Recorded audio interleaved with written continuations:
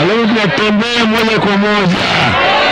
We know they are planning kuleta askari police in uniform waje pamoja uingiliane na sisi pale, alafu walete furugu. We know all that. We must stop the pretense and do the right thing so that this nation can be established. Uko na haki to decide the destiny of this country, your destiny.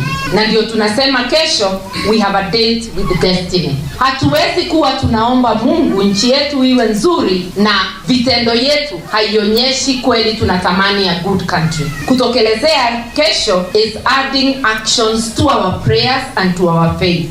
However, President William Ruto on his part has ignored Raila's pressure, claiming that Odinga's goal is to sabotage the economy, force his inclusion in the government and create chaos, while saying that the government is ready to face the protesters. Raila insists that the IEBC servers must be opened, the former IEBC commissioners who were sacked reinstated, and the cost of living should be reduced by the government returning subsidies.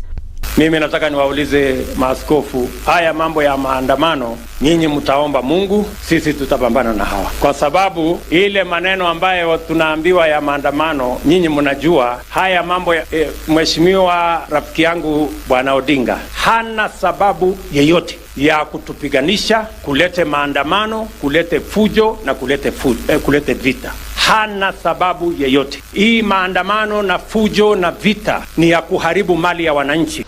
The Seven Kamsa's Nairobi Police Commander Adamson Bungei has termed the demos as illegal, saying the coalition has not fulfilled the requirements of the law in organizing the protests. Bungei says Azimio notified police of their planned demonstrations on Saturday night, which is contrary to the law as it requires one to notify police 3 days before the planned protests.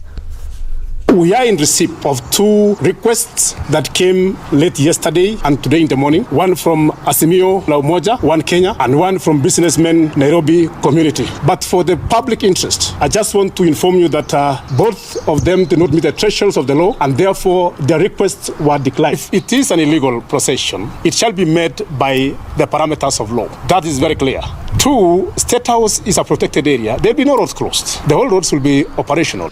Elsewhere, schools across the country, some of them have changed the reporting date from half-term break from today to tomorrow, following concerns that demonstrations called by the opposition pose a risk to learners' safety. According to the Ministry of Education, the half-term break officially ended yesterday and learners were expected to resume learning today. However, parents and teachers have complained that allowing the children to go to school could compromise their safety, especially if the demonstrations turn out to be violent. And Kenya Airways town booking offices in Johannesburg, South Africa and Kisumu, Nairobi will be closed today and reopened tomorrow due to the expected protests in the cities. The airline, however, states that all of its other offices, including airport offices in Johannesburg and Kisumu, will remain operational during this period.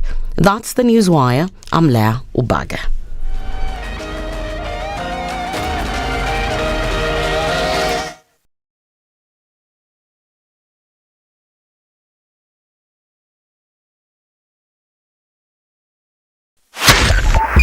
.5 Spice FM, Kisumu.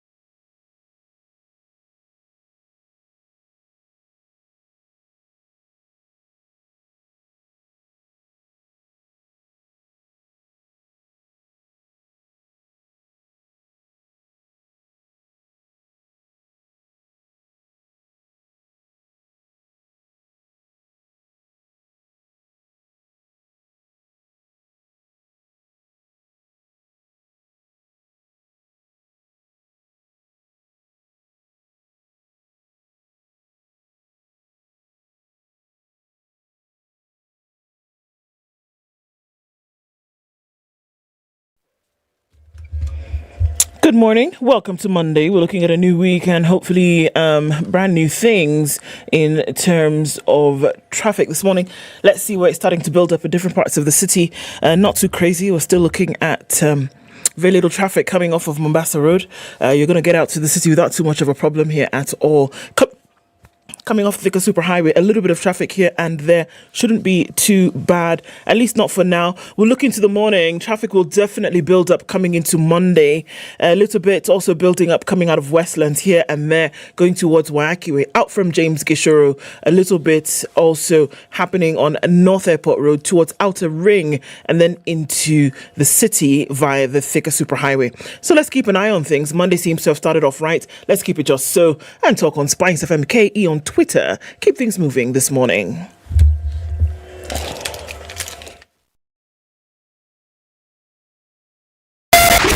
.9 SpiceFM Mombasa.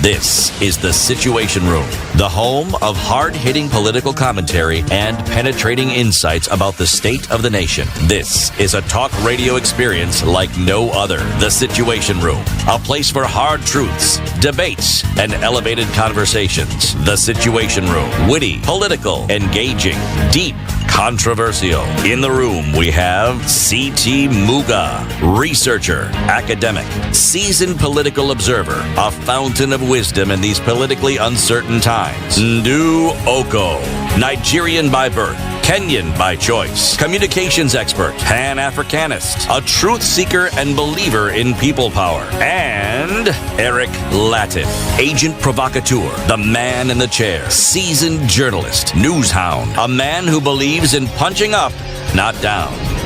This is the Situation Room, the only way to start your... It is indeed the only way to start your day at 7 minutes after 6 o'clock on Monday, the 20th of March. 10 days already and we'll be out of quarter one. I tell you, those Q1 things they say. Today is that day. How are you? Hope you're doing well. Coming into this day, which for many has been met with anticipation of what could or could not happen. Kenya's biggest conversation starts now. Hope you had a good weekend coming into a new week. We have a number of conversations lined up today, a number of things that we will be talking to, reflecting what is going on. And as you wonder, am I alone? Well, at the moment I am. Let's see how that changes. 8 a.m. looks at us having a conversation about why demos are or are not the way to achieve progress in Kenya. The Kara MP in Nyeri will be with us here in the studio, and we'll also have former governor of Laikipia County, Derito Mureithi, will join us at 8 o'clock, and we will have that conversation. So everybody meted with waiting, actually, with bated breath in terms of what would or would not happen going into Monday. So we'll have those conversations and have eyes on that, and also hear from you at some point during today. CT, good morning. Good morning. How are you? Fine. Okay, you're here. And how are you? I am fine, thank you. Good morning, Eric. Eric can only speak when he's seated. Yeah. That's very good. Not surprising. Okay. Getting into Monday. Hachini City. So you continue talking though you are talking? To myself. Yeah. I will only display my madness when I'm by myself. Well, you're by yourself. When you're courageous enough to display madness in public, that's a good thing. Isn't it just? Okay. That anything you're here. I like your hat. Thank you very much. Yes. You know what it's called? What? It's the original name of that hat is a newspaper boy hat. Yes. Yeah. I like it. Yours is leather, so it's tushed. Okay, Tushed. Style does not pass you by. No, we met. You and Style, eh? Yes. You have an agreement. On the road to happiness. Ah, voila. Yes. How was your weekend? Lovely. Yes. How was yours? It was fine, thank you. What did you do? I swam. Nice. Yeah. Quite a lot, actually. Maybe too much. It's what's the word I'm looking for? Word Cathartic for me. Yeah. So I did that quite some actually. On Saturday and Sunday, 2 days in a row. Yeah, but I enjoyed that. It's good, not bad. Yeah. Now, if you enjoyed it, that's a good thing. Only do the things that you enjoy. To do? Yes. Yeah. Do not do things that just because, just do what you enjoy. Yeah, I did enjoy that. And how are you doing? I'm good. Yes. Fantastic. I was watching Arsenal. Hey, in fact, even Instagram is just showing me Arsenal. Well. Sorry, in the what? Instagram is just showing me Arsenal's win. You know, it's just it's called an algorithm. I just don't know. I just don't know, man. I mean, when shall we stop winning? I don't get it. I've never seen this side of you. One must be allowed these little pleasures in life. Yeah, one must allow one too. Yes. If something gives you joy, by all means, sing about it. Indeed. Kabisa. Well, today is that noisy day. Welcome to Kenya's biggest conversation. So we shall be talking about all the expected conversations today. And well, like Ndu has told you, we'll have several conversations all centered on governance in the country and what our leaders are leading us to. So leaders are leading us into temptation. Wow. And not delivering us from evil. They're not following? Hey. They're not doing any of those things. Surely. It rained last week. It did. Just for like 24 hours. And that was it. It was a curtain raiser. The concert is coming. Aye. Yeah. Curtain raiser and then you take a break. Sure. You do curtain raiser and then the intermission. Sure. Before Act 1, Scene 1. Aye, surely. Okay, so what were you going to say? I'm sorry, I interrupted you. Yeah, I was just wondering. It rained and then just rained for the day and then inakuja sijali. Tungoje. Tusidini. Be patient. Tusistuke. Okay. All right. So let's get straight into it so we can look at the newspaper headlines and all and discuss everything that will be coming up in the show at 14 minutes after 6. We're live streaming it on SpiceFM KE on YouTube and Facebook. If you're online, let us know. Also tag us on Twitter at SpiceFM KE. Let us where you are locked in from. We'll do the usual shout outs after we take a look at the weather forecast. Good morning. This is the Situation Room. The only way to start your day.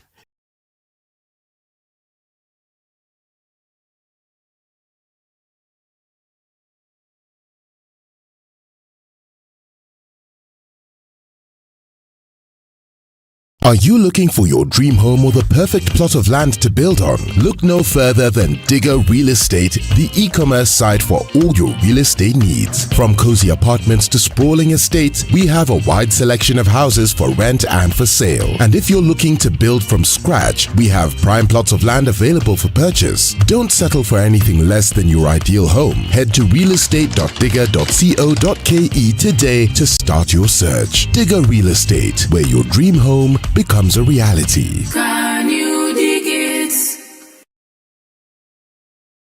Life is filled with lots of things. Routine, monotony, same old, same old. Boring. But here's a question. How much of life is filled with life? Join me and my co-hosts CT Muga and Eric Latif on the Situation Room from 6 a.m. every Nairobi this morning at 17, highs of 24 and lows of 15. It's clear at 14 in Nakuru, highs of 24 through Monday.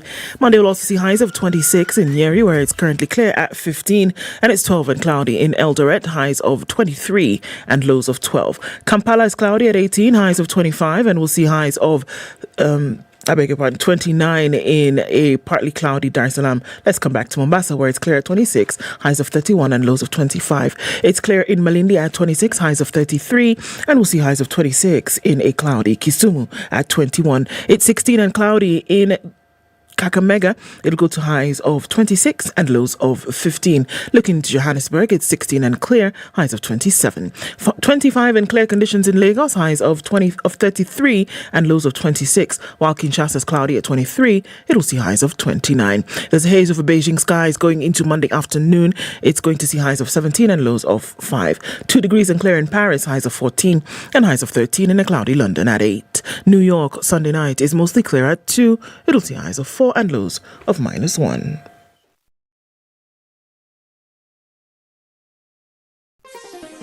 Chilled Spice.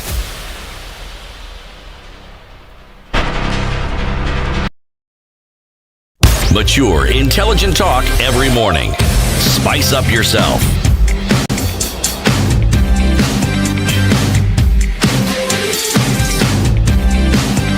Mornings done right.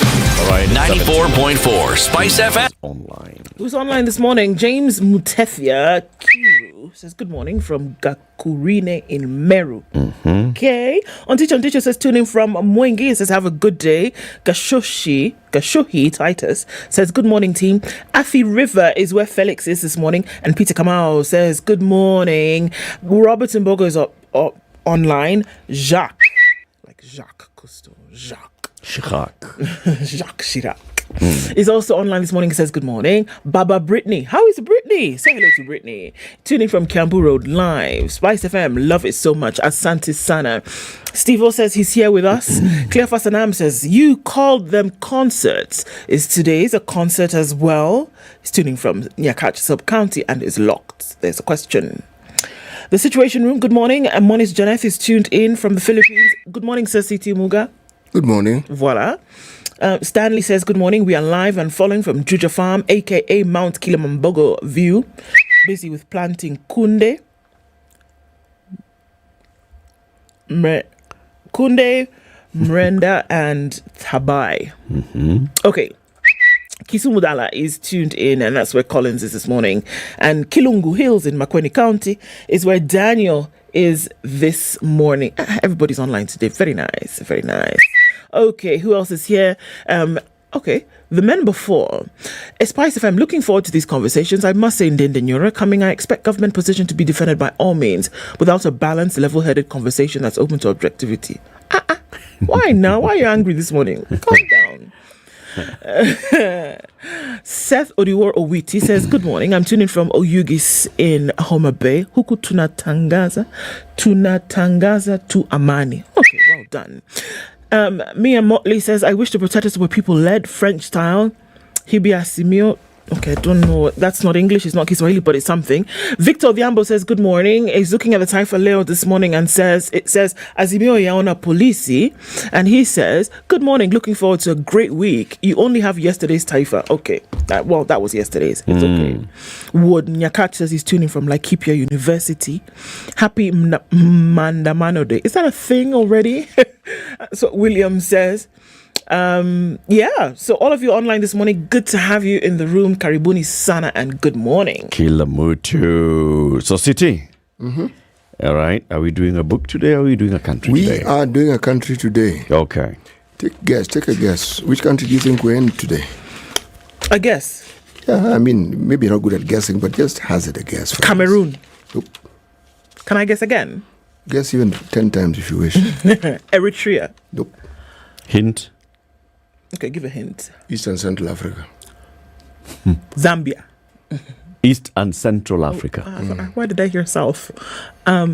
Uganda, Tanzania, Rwanda, Burundi, DR Congo, the Central African Republic. Central African Republic. Guys, it's okay. Kenya. Thank you.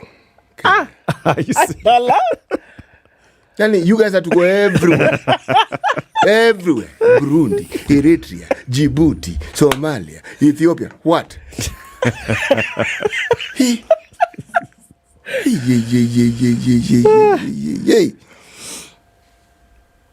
All right.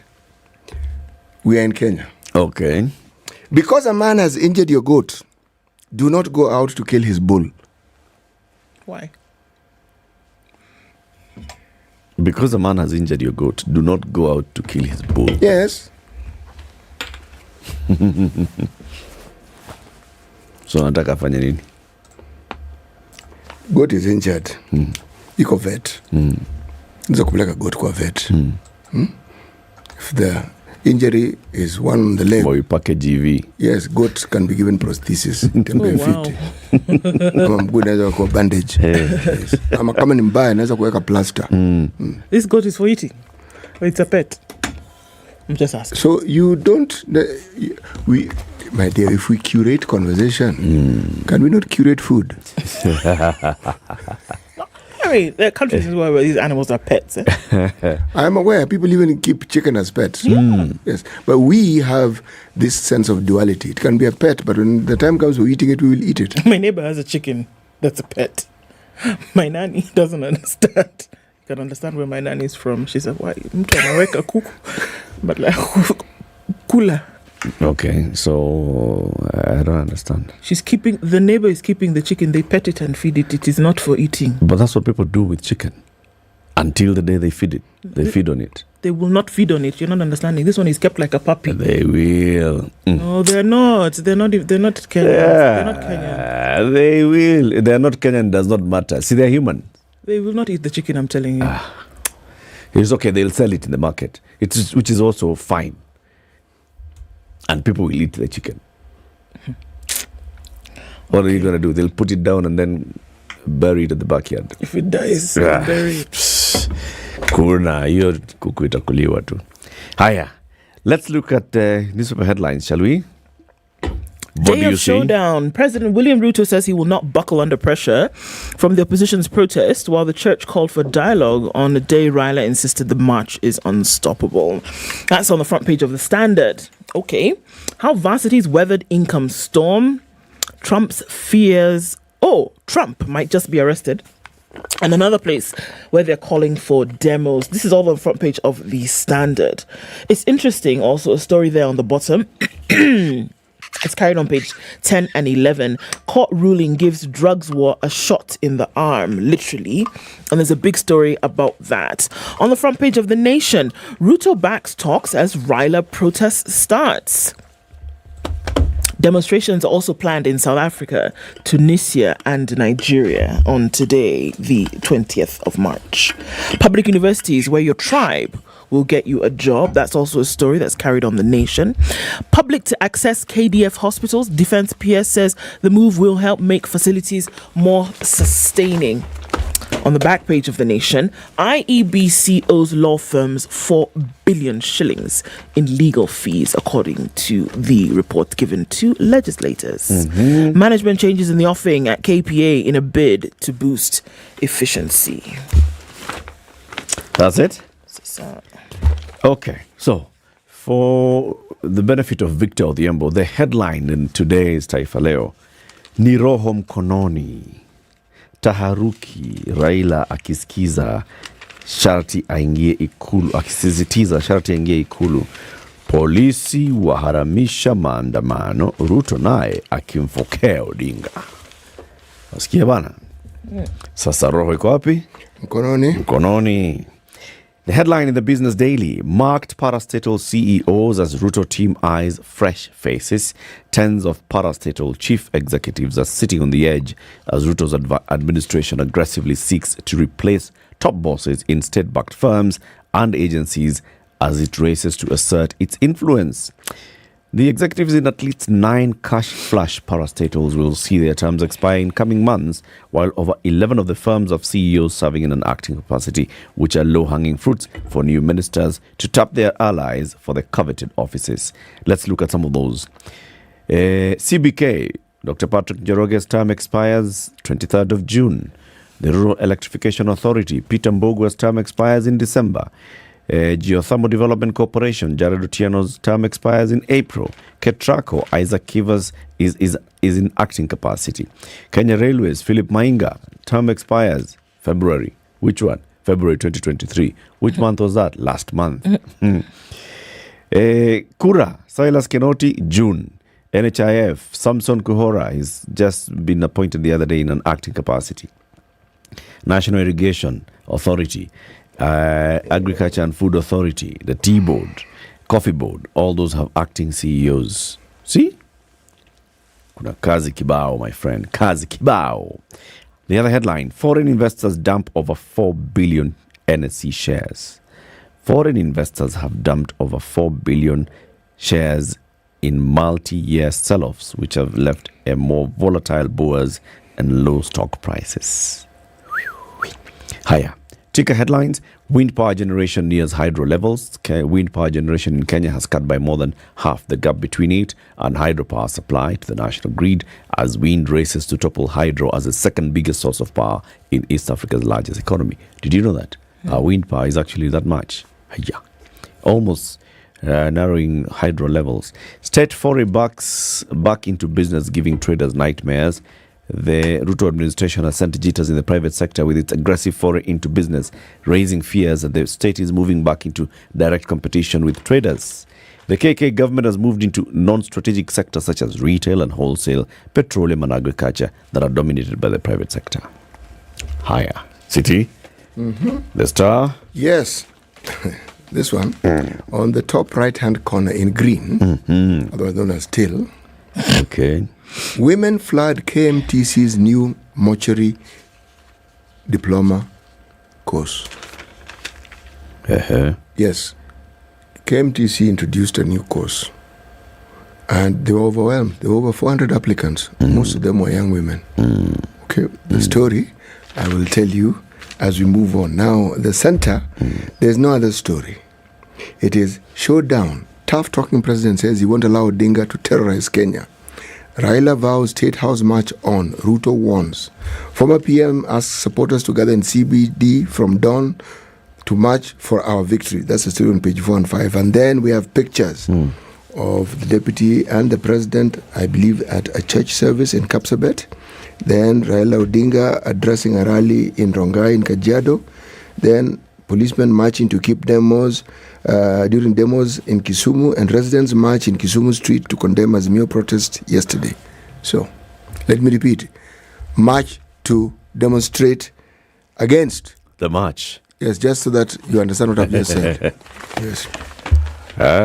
It's the march of the 20th of March. Yes. Okay. Tutaangalia his story in detail shortly, sindio? Yeah? We shall. Very good. Kwanza tuingie katika mtandao. Let's see how the roads are looking like. So, are people going to work? Are they on holiday? The government has said this is not a public holiday. But then, okay. Let's see how the roads are looking like. And also, we'd like to hear from you. Are you sending your children to school? Schools are still open. Are there some schools that have said, okay, don't bring your kids to school today? Let us know about them as well. Okay? And what's happening on the roads. 29 minutes after 6. Good morning. This is the Situation Room, the only way to start your day. Yolanda Mulo and DJ Absolute. When the gang is together, you know it's Sugar and Spice. Great vibes, conversations, a lot of humor. I like to say we don't give an F, we give 3 Fs. You and I are in this relationship, so it is me to tell you who we are. When you ask a chick, how many guys have you been with? She's like, including you. If it's fun, it's funky, it's fresh, you're definitely going to catch it here. I don't know what you do every day from 11 a.m. to 3 o'clock. If I were you, I'd tune in to SpiceFM 94.4. I want you on my team. So does everybody else. Yeah. Okay, so we're looking at traffic in certain parts of the city. It's building on Jogo Road, heading out towards Landis and then out towards Kamkunji at the roundabout. We're looking at a little bit of traffic also building up on the Thika Superhighway, coming in from Clayworks, out all the way towards the Pangani Underpass and then through towards the CBD. Coming out of Westlands, not looking too bad. A little bit of it on Wayaki Way, however. It's going out towards Red Hill at the Link Road and into the CBD here and there. Southern Bypass is looking pretty good, so you shouldn't have too much of an issue there. I think a lot of folks are staying out of the city, at least for now. Keeping an eye on things. Help us out here as well. SpiceFM KE on Twitter.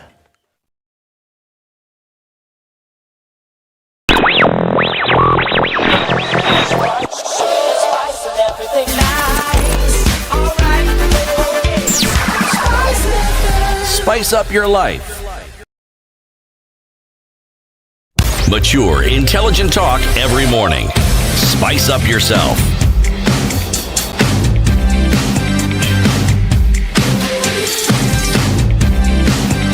Mornings All right. done right. I want to go away from this Mandamano thing because we're going to come back to it. We will that deal for with sure. Mandamano all day today. All right. So there was a landmark ruling. There has been one, rather a sentencing. The drug menace has been one in this country for some time. A special report by the Standard talks about a ruling in a 1.3 billion shilling drug case. It's a big step in the war against narcotics. It's always been. Kenya has been seen as, a conduit through which drugs coming in from the east, going out to the west-east, where mules have been taught to have this as their playground. For years, Mombasa also has gained notoriety as being an international drug trafficking hub and route, a tag it's been struggling to shrug off. So the drug story is reminiscent of scenes from, crime in the US for a long time. It's a story of private beachfronts in Mombasa, yachts and jets, tons of cocaine or heroin, and gun battles in the streets and inside clubs. Now, this case in court last week told of the fall of Ibrahim Abdallah Akasha and his sons Haba Ibrahim and Kamal Din, and it has brought some relief in the fight against narcotics. It's perhaps the biggest sign of the state's intent to win the war on drug barons, as it saw the sentencing of 7 foreigners to life imprisonment by a magistrate court last week. Mombasa Chief Magistrate Martha Mutuku sentenced foreigners for tracking heroin worth 1.3 billion shillings.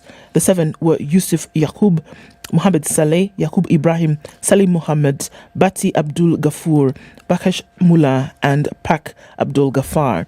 For decades, Ibrahim Abdallah Akasha, the patriarch of the Akasha family, wielded immense power and connections in Mombasa through threats and money that brought influence in Kenya, Southern Africa, and the Middle East. In Kenya, it is said his family was untouchable. It is only in the early 90s that his son Habab became the first victim of the drug empire when he was jailed for 10 years by a Tanzania court. After that, he was set free and he became the drug operator in certain parts of Mombasa, according to stories. Multiple scholarly articles blamed the failure to successfully prosecute the Akashas for the flourishing drug trade in Mombasa. Then stepped in the United Nations Office on Drugs and Crime, and on several occasions cited Mombasa as a transit point for drugs to Europe and the Americas. On May 2nd, the year 2000, Akasha was felled by an assassin's bullet in one of Amsterdam's red light districts. However, that did not end the drug trade in Mombasa. In 2002, another son shot dead in Makupa in Mombasa. Media reports and interviews of some security agents indicated that the feud between the Akasha family was fueled by his son's quest to be the heir apparent. So this went on, and the wars continued back and forth. But it would appear that these 7 gentlemen, who then were arrested for the drug trade in Mombasa and then now sentenced to life imprisonment because of this huge amount of drugs that they had on them, will now cause a specific or a significant dent in the drug trade, especially coming into Mombasa. Because before it had seemed as though the police and the courts were just kind of playing cat and mouse and not really, dealing with the issue. Exactly. Right. Giving the bite to the jugular. But now with this case, what it's saying is that it is possible that those who, number one, practice the trade, fund the trade, will now take a step back and say, hold on a minute. It's possible that these guys are onto us, and we should probably be either very careful about how we deal here or shut the whole thing down together. It has never been seen that such a case then has brought about life imprisonment for multiple people at one time. 7 life imprisonment, all of them. This is at the magistrate's court, though. Yes. They are likely going to appeal. They're likely going to appeal higher courts. The sentencing. Okay. Well, but it's a big one. 7 people life in prison. It's a big one. That's a big one. Okay. So there's this story about the government getting into business. Okay. and the private sector wondering, sasa mnacheza game gani nyinyi bafu chafu. Other than importing large quantities of rice, cooking oil, sugar, wheat and beans duty-free through the Kenya National Trading Corporation, the government is also distributing cheap fertilizer, giving microloans to businesses and individuals in the informal sector as part of efforts to tame the rising cost of living. Nairobi will also next month sign contracts with farmers in Zambia to grow maize exclusively for export to the Kenyan market. With Kenya getting 50,000 acres, the government has also struck a government-to-government deal that will see local oil companies pay for oil imported on credit, with the state shouldering the currency risk for oil marketers. Energy and Petroleum CS Chirchir said the government signed a deal last week with Saudi Aramco, with the Abu Dhabi National Oil Corporation. Ruto's government has also set aside 20 billion shillings to lend to individuals and businesses at the bottom of the pyramid through the Hustler Fund. And now the private sector is wondering, okay, so now if the government is doing all these things, what are we doing? Is the government competing with the private sector? But the Kenya National Trading Corporation getting into the market to bring in, to import foodstuff, or going into the market like we were told by the MD last week, and off-taking from farmers directly and competing with the traders at that level. Is that government now trying to lock out the private sector? Well, the government says it's off-taking from the local farmers. I need evidence that that's what they're doing, not what they are saying. What they are doing is they're importing certain foodstuffs duty-free. That's what they are doing, okay? The discussion around maize is mired in opaqueness, if I may use this very, very overstretched word. Whether they bought, they haven't bought. There are those who tell you farmers have sold all their maize. There's lack of clarity in that particular area. If what the government is doing is intended to forestall the problems we have that have been brought about by drought, that's what the government ought to do. The government will be failing in their duty if they did not step in. Matters that relate to food security, those are not private sector matters. That falls squarely on the shoulders of the government. But the government has to involve the private sector. Now, the engagement with the private sector, again, seems unclear. Okay? Because with all this talk of to subsidize or not to subsidize, the word subsidize is used so often that you're not really sure what it is they're talking about. What they're talking about. So, clarity is needed. Private sector have a role, there's no question about it. The government has a role, there's no question about it. How do you marry the two? Because the circumstances that we find ourselves in, these are not normal circumstances. So even the decisions that are going to be made cannot be normal. So. Okay. Umekunywa chai? Nimetake sip. Sawa. Tell us a story that you're looking at. Inahitaji sip hiki tu. Sips tea. Hashtag sips tea. Hii sip mazee. Hii sip baba ni muhimu sana bwana. Okay. Let me look. Okay. On page 7 of the Star. Senators question an even supply of cheap fertilizer. Okay, many lawmakers say commodity hasn't reached their counties and they want details.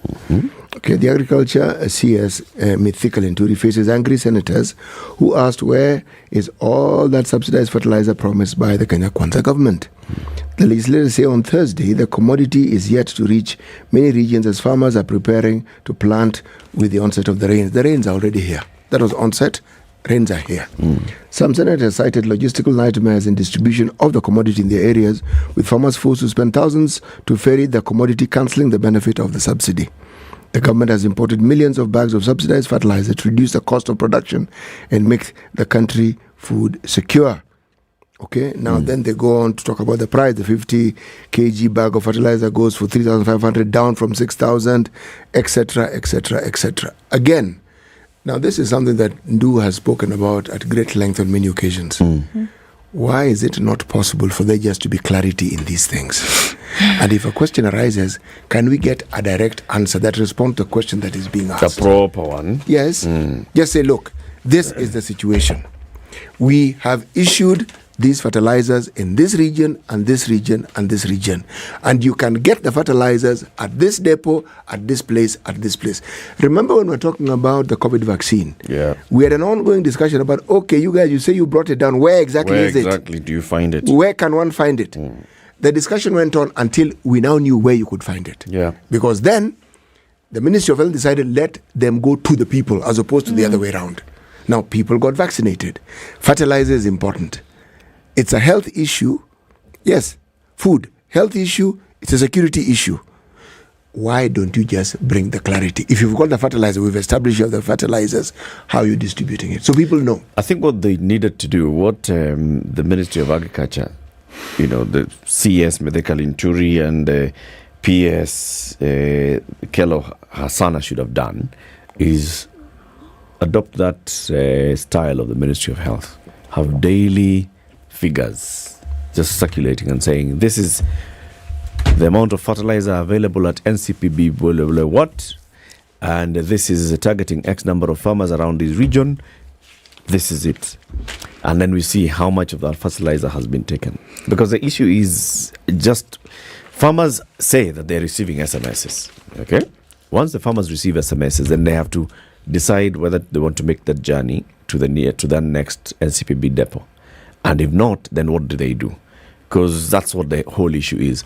And then senators also, on the other hand, ought not to just be speaking from the confines of Senate in Parliament. Are they actually engaging with the people? Do they know? Do they know whether farmers... If a senator said X number of farmers in my county have registered and X have not received fertilizer, we'd be having a conversation. Otherwise... mambo yote hii ni raising siasa. For me, I think the only reason why there's so much confusion or lack of clarity is because who does it benefit when things are confusing? That it seems as though you don't want things to be clear because there's something to hide. That's it. Or if there's a game afoot, that's the reason why you don't want things. Because for me, it's very simple. Fertilizer has come into the country, yeah? Yeah. Farmers are supposed to be able to get it at a particular price. There's a coding system in place where you receive an SMS and then you're told to go to point A to pick up your fertilizer. You go, you pay, you pick your fertilizer, you go, you farm. Why complicate it? For me, it's very simple. You don't deliver clarity, there's something you're trying to hide. You have to cover up something, otherwise it's very clear. Just like you say with the Ministry of Health, we've got 24 cases of COVID today. 4 of them are hospitalized. 20 of them are under home-based care. 3 of them are symptomatic. 2 of them are critical. We don't have oxygen. Let's move. Yeah, but also the senators who are saying this, are they talking about it from farmers who registered and they have not received SMSs? Is it farmers who received SMSs but they have not received fertilizer? What is it? This is what I'm saying. Because there's a clear way. The whole lot farmers of have been receiving SMSs. Come and pick up your fertilizer. And the thing is, the confusion also could be caused by those who want to, muck up the system. And that's just the truth. The whole lot of them, the whole kit and caboodle, from those who are having conversations about it, from those who are directly involved, from the ministry, everybody needs to speak in one voice. The message needs to be extremely clear. If it is not, then you're showing that there's something wrong. If you also are spreading whatever it is about this fertilizer issue just to try and rubble rouse, then you also there's something that's that you're in it for. Yeah, and this is the thing. You know what's complicated? Fertilizer is not a vaccine. So no, it's a vaccine. Yes, for, and for even insects. even if you have depots that, should we say, are in the middle of a region and the people who would benefit from are far flung, that's not the end of that story. They are distributors of farm products, and you find them even at the village level. They can be utilized. They are the equivalent of dispensaries. Yep. If you're talking about this, a system through which you can distribute fertilizer exists in the country. So, as you say correctly, if you know where the distribution points are, now, if you take it and devolve it further, you can. Yes. Now, if you don't want to take it to these business enterprises, take it to the chiefs. There is no shortage of places you can take the fertilizer. At whatever level. There is no shortage. Really? Yes, there is no shortage. Unless you don't want to for whatever reason. Yes, there is no shortage. And some of these government officials would give you the ability or the sort of comfortability for what? Accountability. Yeah. Chief knows their people. You know, the government starts thinking and then stops thinking midway. Because if you look at this entire thought process of how to distribute this fertilizer, brilliant. Register farmers, right? Love it. Brilliant. Collect all the data and information. How many farmers, how many acres, what are they growing? Brilliant. And then use that data, put it in a database with a mobile company, and then you have brilliant. The whole issue now comes to distributing the logistics. You only take it to the depots. After it has started the depots and people start complaining is when the government says, governors should now help us in making sure that this gets closer to the people. Why didn't you work with the governors from the very beginning?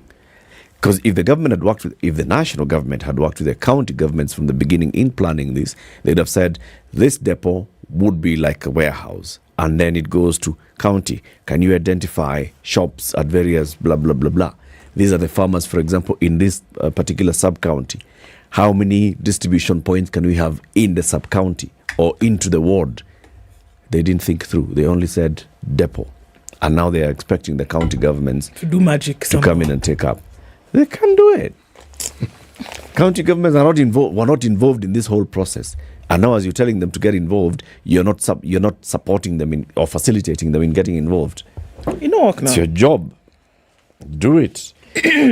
Remember this story that we, at the very beginning of the year, it built up to the point where we had a gentleman called Salasio, a freedom fighter from Meru, yes, who came to the studio to talk to us about the impending impeachment of their governor, which actually led to the process getting to the Senate.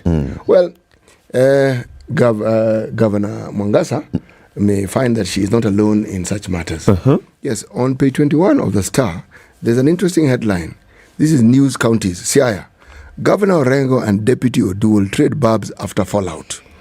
Oduol accuses his boss of hands-off management and allowing the plunder of the county. The fallout between Siaya Governor James Orengo and his deputy William Oduol played out in public over the weekend, with the leaders trading barbs at funerals in their backyard. Asked whether there was a problem between them and his boss, Oduol said, "Of course there is. He's taking Siaya down the wrong path and I won't allow it." Yes. And of course, by the time the DG was speaking, according to these people, the deputy governor, things must be really bad. Now, in response, we are told, according to this, that the governor did respond. And he said, this is a problem. You have never been elected before. You have never been elected even as a cattle dip chairman. No, he didn't. I am reading it. This is what Orengo told his deputy. I'm reading. I'm not giving my opinion. You are still a politician, greenhorn. Yes. I love it. If I challenge former President Daniel Arap Moi, who are you? Come on. I resisted him head on, a whole Kanu government's machinery. Come Who on. are you? The problem is that you don't know politics. You have been elected. So, what is Oduol's complaint? Oduol's beef with Orengo is? He's saying that this guy is hands-off and unsavory characters are plundering Siaya County. Okay. As he watches. So Orengo is not hands-on? No. Now there are other people who are coming there with the name of Orengo. There are people who are hands-on. Yes. And they are dipping their hands and saying they're hands-on. You find an individual coming with even 4 hands, and it's just one person. Yes. And the deputy is just watching them wondering, ametoka wapi? Na hii mikono yote kwa mtu mmoja, how is it possible? And so when he raises that issue, the governor tells him, you've never been elected. You don't know what you're talking about. How is that a response? Surely. How will I insult you if not to downplay your intelligence? How else will I? How is that? How is he? How does? Even that's with my not responding to the issue. Even with my unhands-onness, the people elected me. The people still see me but are as you doing the work? The question is, are you involved? Are these people doing these things with your blessings or not? this story has only just begun. And what you're going to find is going to continue. The thing about counties is that now, if I'm talking about Luo Nyanza, it's now going to become a clan issue. You're going to find that so and so comes from this place. It has. And there are people from this place who seem to have plum jobs. There are people who are getting big contracts. And the they're question I coming was from about this place. to ask is, how did these two come together? How did Orengo pick Oduol? Was it a negotiation? Remember, has contested for this. He contested. Yes. And there are those who even argued he actually won. They argued. In the previous election. In some election, okay? And he tried again. So he's somebody who has been attempting. Clearly has the resources to keep attempting. Yes. So how they agreed, I honestly do not know. And he clearly has also some people behind him. He has gravitas. Yes, exactly. You cannot attempt to be governor in a place like that, that number of times. And his votes were not bad. His vote tallies were credible. You get the impression, So he has supporters? He has supporters. Okay. Yes. Is there anything like West Siaya and East Siaya? No. Is it South Siaya and Siaya is a big, North Siaya? Siaya is a big county. Let's start with the communities in Siaya. Okay? If you understand the communities in Siaya, Bondo is part of Siaya, the sub-counties. Yes. Okay? Alego, they call it Alego Songa. There's Ugenya. Okay? There's Game.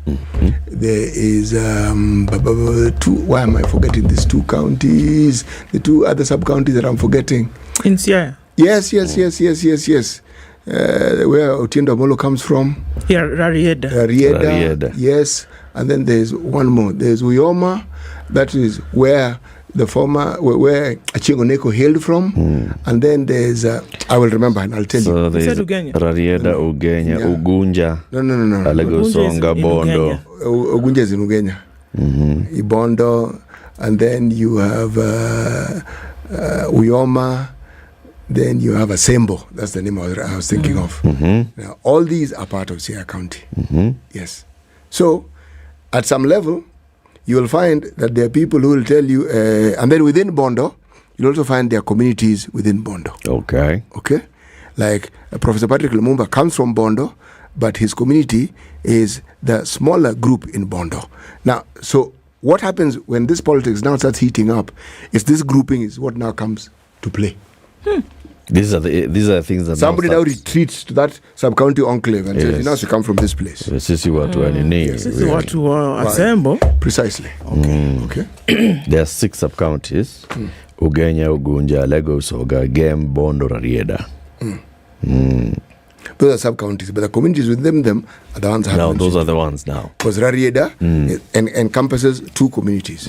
Yes. So, all I'm saying is, this one, the way it has started out, it'll head there.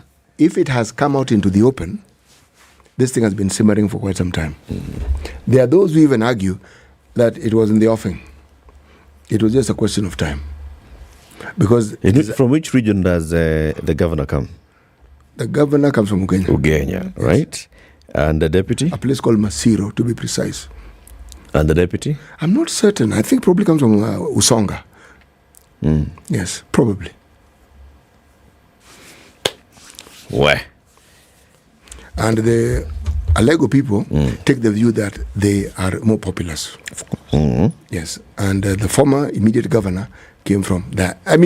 Came from Alego. Yeah. This whole discussion is going to boil down to that. Okay. It's about the people, Bana. It's people power. As they say, all politics is local. Precisely. Very good. IEBC has a pretty penny in terms of owing 4 billion shillings in legal fees only is what legislators are told.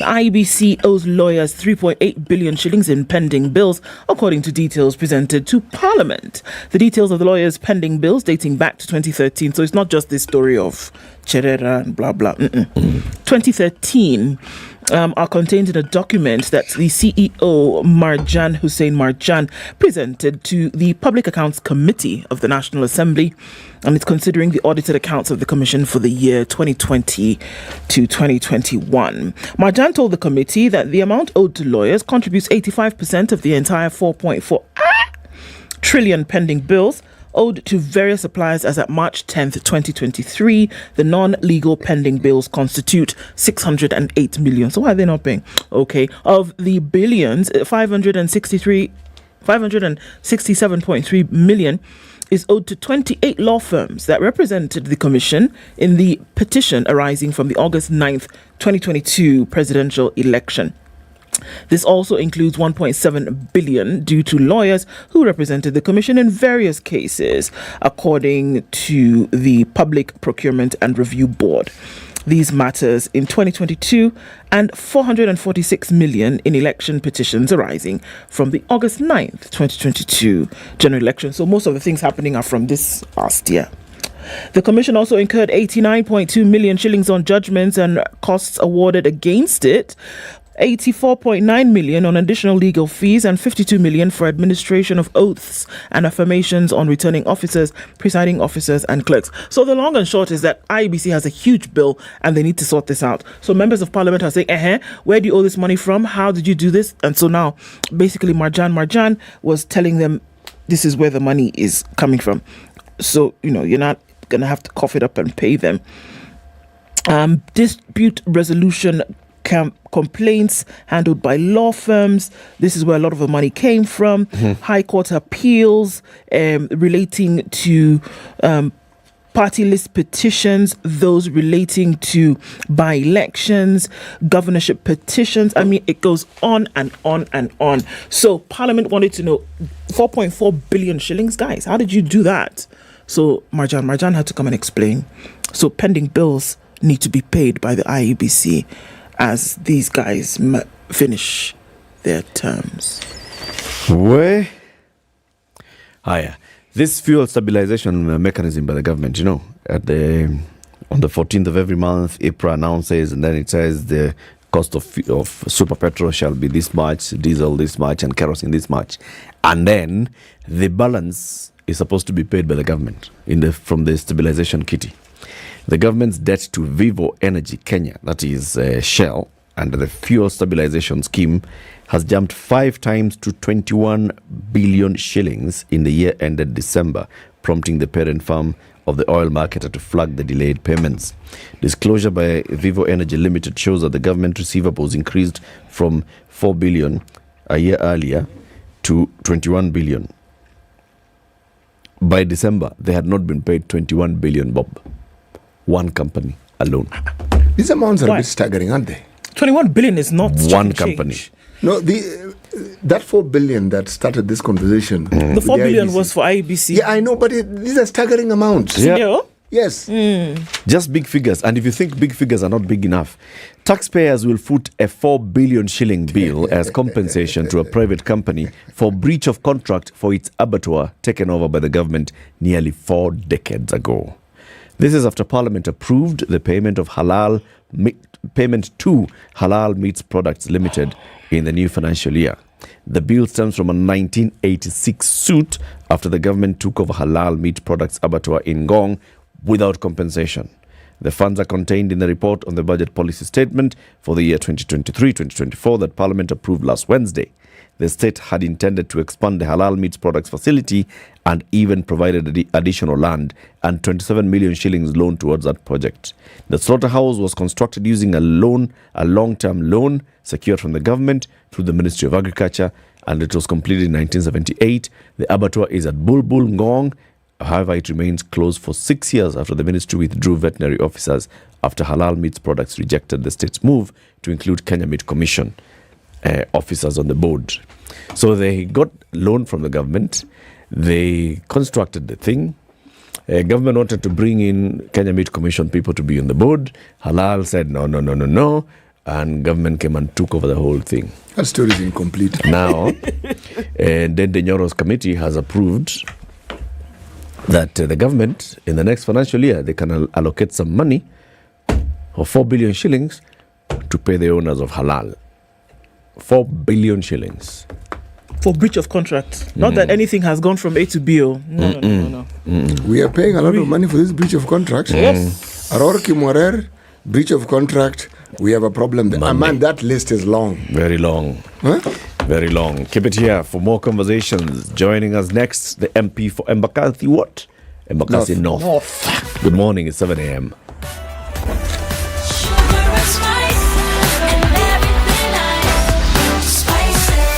Spice up your life. Vibe Station. Africa's number one reggae radio station. Vibe Radio.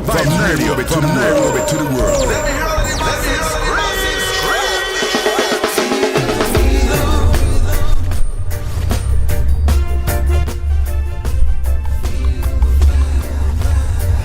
Good morning. This is the News Wire. I'm Leah Ubaga. Dozens of armed police officers have laid roadblocks on roads leading to State House in Nairobi ahead of today's planned protest by a section of Kenyans over the cost of living. Police have been deployed with spikes at various points on major roads including State House Road, State House Avenue, Processional Way and Dennis Street, where they briefly stopped and questioned the motorists. Azimio leader Raila Odinga, who lead the march to State House, has called on his supporters to gather at KICC Hall in Nairobi. He adds that those who will not manage to come to the city can protest from wherever they are. After assembling together at the center of the city, we shall march together to be a grand march to State House to reclaim our total victory. This event comes as Deputy President Rigathi Gachagua has backed up Interior CS Kithure Kindiki's statement that they'll prevent unauthorized access to protected areas. Na mimi nimepanga, unajua yeye ni mtu ya kutumia njia ya kando kando. Pale Ikulu nimeweka mitego kila pahali, akionekana ananaso. Kwa sababu sasa tukimkubalia ataharibu. Na huyu mzee akipitia njia ya kando, akuje aingie kwa handshake, aharibu serikali yetu, mtu ya kuulizwa ni mimi. Kwa hivyo mimi nitahakikisha. Kwa hivyo rais, kama unaweza kuwa na mipango kama hiyo, utakuwa tayari kupambana na mimi. Siwezi kubali. Hatuwezi kubali kwa sababu atatuharibia. Meanwhile, religious leaders have continued to call on President William Ruto and Azimio's Raila Odinga to reconsider holding a dialogue. Speaking in Kakamega, Bishop Joseph Obanyi says this way they'll be able to resolve their differences without causing division and violence in the nation. Tunatambua pia kwamba yale matangazo kuhusu maandamano yatakayokuwa kesho, kama kanisa na maaskofu tumejaribu kuhamasisha viongozi wetu wa kisiasa kwa pande zote mbili watafute njia mwafaka zaidi ya kujadiliana, kwa sababu maandamano mara nyingi huenda yakatufikisha mahali ambapo tunakuwa na mgawanyiko na shida ambazo Wakenya wanaendelea kupitia. Tunamuomba kiongozi wa upinzani Raila Odinga aweze kuangalia vizuri, pengine ingekuwa na njia nyingine ya kujadiliana na kutatua yale matatizo yako. Obanyi has further asked President Ruto to address the issue of the high cost of living. He has also criticized the move by the president to nominate 50 CASs, saying it will add oppression to the Kenyan who's already trying to make ends meet, as they'll have to cater for the payment of these individuals through the taxpayers' money. Tungependa kumwomba rais wa nchi naye pia aweze kusikiliza kilio cha Wakenya na yale mambo ambayo wangependa kuandamana kwa sababu yake, ajaribu zaidi na serikali yake kutatua. Tunasikia wanaajiri, wanateua wengine 50 kama CAS. Sasa wakati kama huu, wakati Wakenya wanateseka kweli, hiyo inaonyesha kweli kwamba tunafikiria watu. Also, some schools in Nairobi and its environs have changed the reporting date from half-term break from today to tomorrow, following concerns that demos called by the opposition pose a risk to learners' safety. According to the Ministry of Education calendar, the half-term break officially ended yesterday and learners were expected to resume learning today. However, parents and teachers have complained that allowing the children to go to school could compromise their safety, especially if demonstrations turn violent. Parents whose children will travel through the city have expressed fear that transportation might be affected, thereby inconveniencing them. Equally likely to be affected are learners from Nairobi who attend schools upcountry.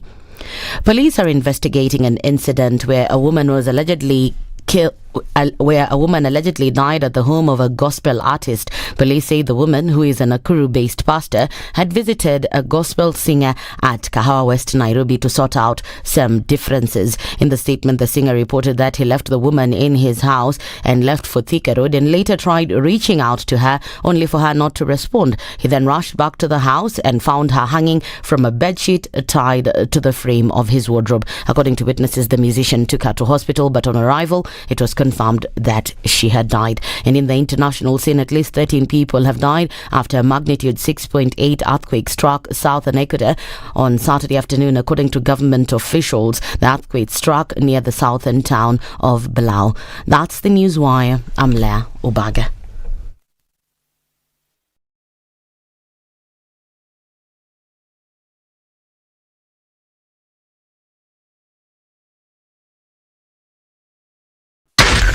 SpiceFM, Nakuru. Juju Road this morning is heading in towards Area 10 in Mathare. Cautious as you're approaching there because, some folks have decided to have a bonfire in the middle of the road. So you might want to be careful if you're heading in that direction. Fire lit along Juju Road, so stay safe there. Southern Bypass looking good, not too much of an issue. Quiet in the CBD. Langata Road is clear as you're getting out into the city.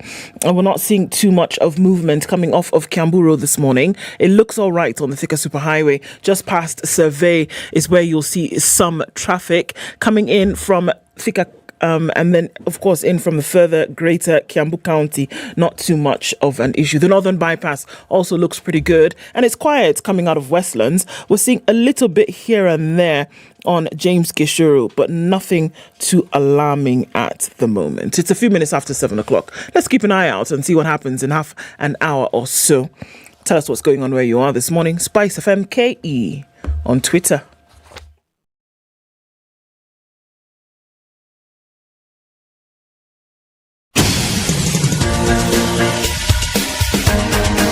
This is The Situation Room, the home of hard-hitting political commentary and penetrating insights about the state of the nation. This is a talk radio experience like no other. The Situation Room, a place for hard truths, debates, and elevated conversations. The Situation Room, witty, political, engaging, deep, controversial. In the room, we have C.T. Muga, researcher, academic, seasoned political observer, a fountain of wisdom in these politically uncertain times. Ndu Oko, Nigerian by birth, Kenyan by choice, communications expert, Pan-Africanist, a truth seeker and believer in people power, and Eric Latin, agent provocateur, the man in the chair, seasoned journalist, news hound, a man who believes in punching up, not down. This is the Situation Room. Wherever you are starting your day, wherever you are starting your day, thank you very much for choosing the Situation Room on Spice FM. Live across the country. We're also live across the globe on Spice FM KE, YouTube and Facebook.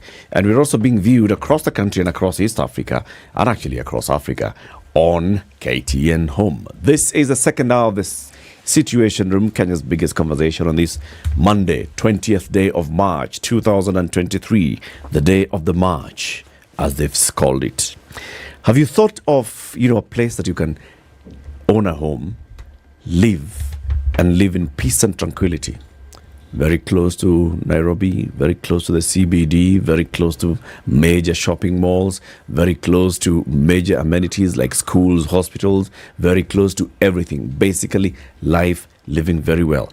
And you can actually afford to live there.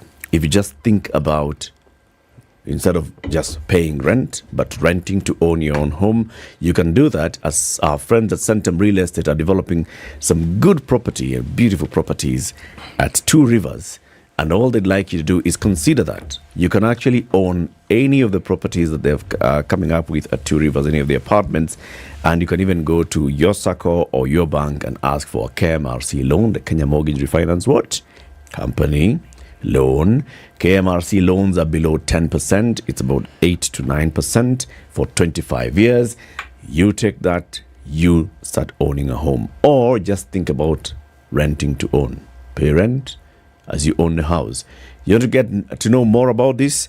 Text the word Two Rivers to 22365. That's Two Rivers to 22365. 365. You can write 2 rivers as the number 2, or you can write 2 rivers as the word 2. They'll get what you mean. As long as you send it to 22365. We want to talk about the day today. So our conversations from now until the end of the show will be looking at the various things that are happening in the country, our politics. Now we are joined by the Member of Parliament for Embakasi North constituency, the Honourable James Kakuya. He is here with us in the studio. Good morning, Mheshimiwa. Good morning to you. Karibu sana to Kenya's biggest conversation. Shukran. That is called the hot seat of the Situation Room. Make yourself comfortable. I am. It's going to be a lovely ride. The gentleman to your left is called C.T. Muga. He gives us the day's proverbs and welcomes all our guests with the day's proverb every day. Today's proverbs are from the country of Kenya. You know that country? He's a man of proverb. Yes. Oh, wonderful. Wonderful. C.T.? Even as you mentioned this, Eric, I'm reminded of a song. I'm not certain who sang it, but it was a beautiful song. And even the opening lyrics are, should we say, mind beholding, not boggling, beholding. Kenya yetu ni nchi ajabu. That one. Okay. Yes. Kenya is an interesting country. Kabisa. Because a man has injured your goat, do not go out and kill his bull. Because a man has injured your goat, do not go out and kill his bull. Yes. What's the interpretation of that? That is a good question. In fact, one of the things we do is we honor our guests by giving them the opportunity to tell us what they think. Well, simply, to my understanding, is that in fact you don't require to just take a very serious bang to one who has just missed you. That's why if somebody have just started injured your goat, then it is not necessary for you to take such a big action of killing his bull. That means that you can have a space to forgive. Just because somebody has wronged you. No, it doesn't have to be a fight. Yes, there's a way of resolving this particular matter. Don't take an extreme measure for something that doesn't require an extreme measure. That's true. Yes. But how many believe in this? It depends. How many have heard the proverb? It depends. And Eric has defended it well, yes. Mheshimiwa, you're also the chair of the National Assembly's Committee on Trade, Industry and Cooperatives. Of course, yes. Hiya. Ebu first introduce us to Embakasi North constituency. What are the boundaries of Embakasi North? In short, Embakasi North is one of those 5 constituencies that were hived from the Ranja Embakasi. And the boundaries of Embakasi North are purely those who understand where the dollar is. Dandora, or the borders of Dandora as it is, that is purely within Embakasi North. But as you go straight north, it was amalgamated with a ward which was hived from Kasalani, and that ward is Kariobangi North. Kariobangi North is where is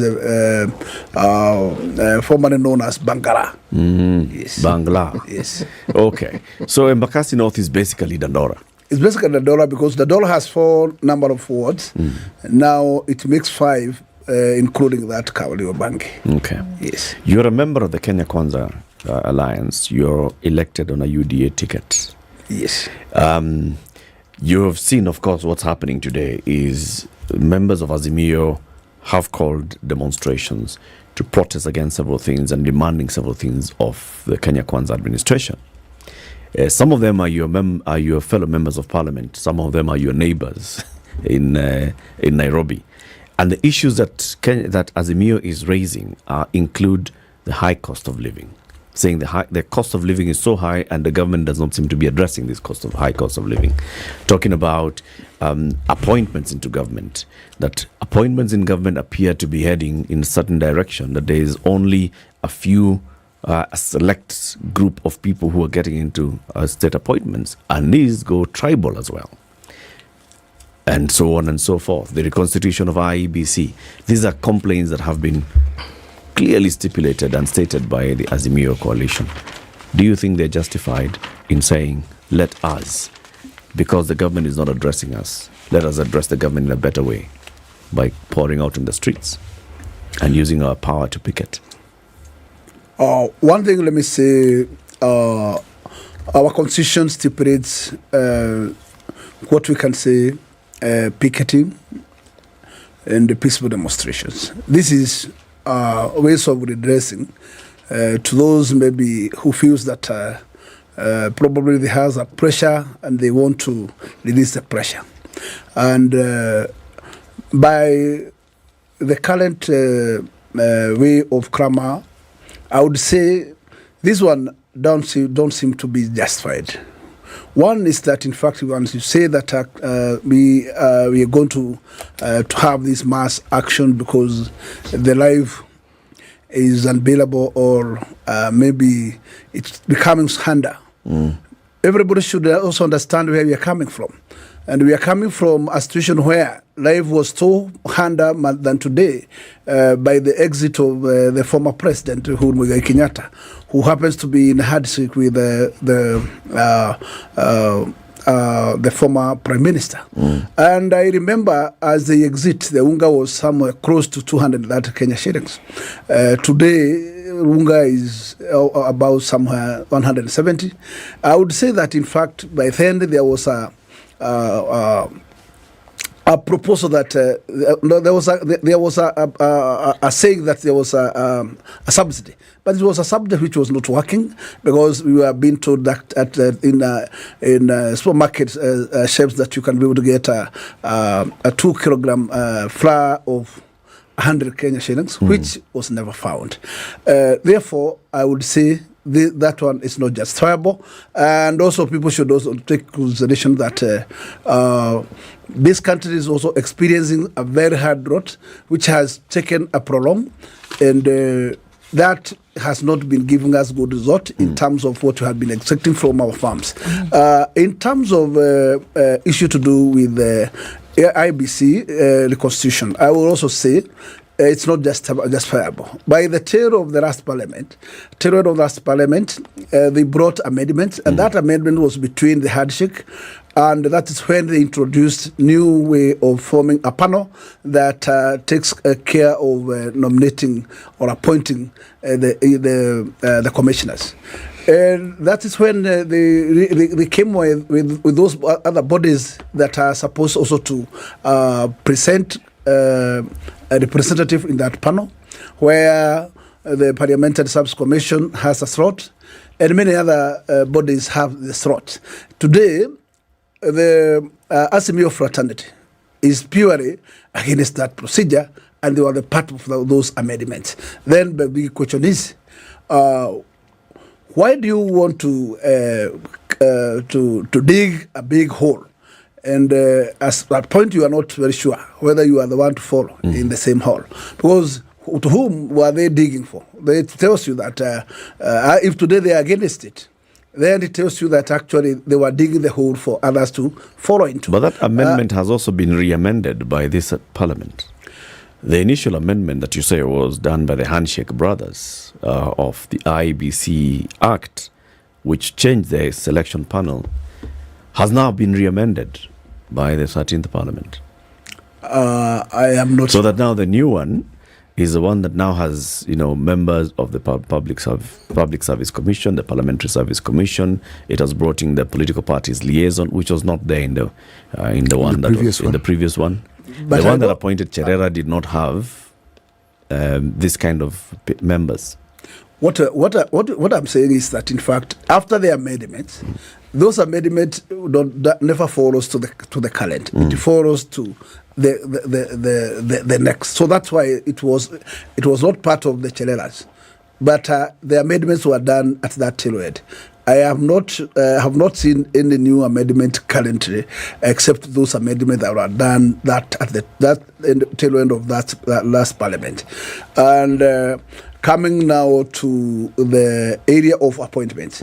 Appointments, I would say anybody who lives here understands very well how our constitution stipulates. And the constitution stipulates that all regions has to be taken care of in terms of appointments. And going to the appointments which have taken place, because those appointments majorly is the cabinet, the PSCs, and the CCs. To me, there is no single region which has been left behind, including the Nyasa region. And in terms of the last concluded CAS appointments, I have seen almost 4 number from Nyasa region. So if you can tell me that, in fact, it is not taking care of regions, then that is wrong. Mheshimiwa, you say you're not certain. Unfortunately, this particular bill, it's on record that it was witnessed not just by the Speaker of the National Assembly, but his co-Speaker of the Senate. And these changes, if I read what is in the Standard today, the issue of the Cherera 4 being reinstated, that is what the Standard has indicated. But if I look beyond this, and I look at the 1, 2, 3, the fifth issue, thorough review of laws, not piecemeal reforms. In my mind, this is what they're dealing with. Okay, there are reforms being made, there are amendments being made. This is normal. But the amendments, especially when we look at the electoral body that we have in this country, they have been a bone of contention from time immemorial. This is not a new thing. It's always an issue. What is it then that must be done? I'm asking this question. Should we go back to reviewing, as I said, the entire constitution? Should we put back that commission that had been set specifically to oversee the issue of the implementation of our constitution, so that as we go through this process, it isn't this party and that party, that there's a commission that is actually looking into this thing and making sure we guide it properly, so that it stops being a bone of contention. Because if you have one political party pushing an agenda, the other one will oppose it. That is for sure. It doesn't really matter. If Raila's side of the political divide had started this issue, somebody on the other side would have found ways of opposing it. What do you think?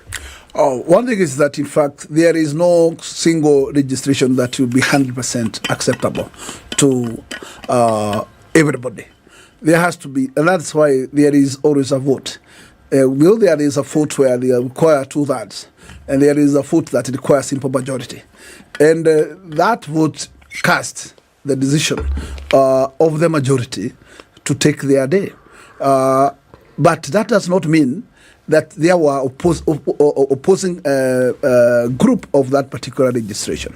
In this particular case, I will refer you back to the constitution we are in. By the time of promulgation of this constitution, it was well discussed, and most of the issues were agreed at Naivasha. But remember that by then, we were having a position of Prime Minister, which was by then abolished. But it was abolished because nobody had interest of it by then. And that's why I did remind you that, in fact, you may dig a pit, but actually not knowing that you are the one to follow in it. Remember that, in fact, then that is when we had the issue of Hague, where Uhuru Ruto team were at that, with that particular big case on their neck. And nobody was very sure that actually they would be allowed to contest. And that is the reason why nobody was eager to think about the Prime Minister position. But what happened today? We have the clamor of the last amendments of the Constitution, where this position of Prime Minister and deputies were an issue. But why are we coming back to such a amendment, when we has a room to put it in the constitution during the writing of the current constitution? So I would say what is here is that sometimes we become hypocrites because of what we intend to. But when we fail to catch what we are looking for, then it becomes a clamor. In this particular case, I want to say that, in fact, the laws that are here, which governs the manner in which to constitute the panel of IEBC, it does not matter. But it matters to political parties. because political parties have the serious interest. But one time I would tell you that actually, whether it will be Kamau, it will be Ogora, it will be who. As much as this fellow is a Kenyan, because there is no single day that you have two chairmen who would undertake this particular exercise. It should be on at a single time one chair. Then this chair cannot be shareable to the 47 number of counties. And therefore it has to be one single Kenyan. Then we need to agree that in fact we should not be boiling small things to become big things, because at the end of the day, whoever can take the mantle can deliver what Kenyans would wish to be delivered. Okay. Some of these things that are being brought up here, I think oftentimes we shine the light on the drama instead of shining the light on the issue. So if we look at electoral reforms, for example, which if you ask me on the underbelly is what this whole IEBC noise is about. If we look at the high cost of living, if we look at, truth be told, that there is a high cost of living, that there is. Cost of living in Kenya is very high today. Several factors then could help to sort out these issues. But I'm going to shine the lights now on Parliament, the lawmaking body in this country, the legislative body. What role do you think Parliament ought to play, not has to play, ought to play in some of these things that, regardless of what side you're on, exist in this country today? Lack of electoral reforms, the high cost of living, subsidies, issues here and there. What do you think ought to be done? One is that, in fact, in terms of the high cost of living, I would only challenge the unforeseen. And this is the drought, which is making these things so siege. I would say that, in fact, the plan to bring things in order is that, in fact, we have a lot of laxity there before, because we have been poured a lot of resources in Gurakolana, where no single resource was coming out. But we realized that, in fact, that wastage of all those resources was purely, I would say, mismanagement of resources. Today, we are in that food security. And where we are going this hand is that we don't have enough in our stores. And why don't we? Sometimes is that we have this element of unpredictable weather, and this unpredictable weather can be only be countered with what we call probably this is the government subsidy in terms of relief foods, because you may give out the subsidy of fertilizer, but the weather change. That means that, in fact, the expectation cannot be realized as you plan. Then what do you do as a government? You cannot watch your people die. You must close other businesses and make sure that you protect your people from hunger, because you cannot also have a nation with such kind of hunger, and you cannot watch your people dying. In this case, I would say what the government, the National Assembly, or what the Parliament can do is to make sure that there is a safety in terms of what we call taking care of every single Kenyan in terms of hunger. That is one thing. Because if you can be able to protect every single Kenyan and make sure that that single Kenyan has a right to have food in his table, that is whether this is come from the farm or whether it is come from the relief, but making sure no single family is starving. But how do you do that? You see, Mheshimiwa, you have been a councillor. You have been a member of parliament this is your third term, right? Yeah. As a member of parliament. You've been in the 11th, the 12th, and now the 13th parliament. When you're talking about all these things, the high cost of living and all, what role, and that's what Ndu is asking, what role should parliamentarians play to make sure that the government, the executive, is actually addressing these issues? Let's just deal with the high cost of living. So yes, there is a high cost of unga, the high cost of commodities, the high cost of everything, high cost of input. There's a drought ongoing. There are people who are not able to feed themselves today. What is it the parliament should be doing? And what is it doing? In short, these are a battle that cannot be won in a single strike. It's a battle that has to have the short-term solutions. It is a battle that requires also long-term solutions. In short, the short-term solution is to make sure that the government has money to make sure that every household has food. This is, maybe you can be able to save some of the development projects to make sure that you have enough to distribute to the starving people around the country. That is one. Because even though you put a subsidy to that particular unga and bring the unga maybe probably to 150, still that subsidy, in one way or the other, then you are telling us that you are not making any cure of tomorrow. If and probably that in fact the lanes that we depend on, which is very seasonal, also require what we call long-term plans. These long-term plans is, we have just destroyed our forest, and therefore we don't have forest covers. Number two, we require irrigations that will require dams.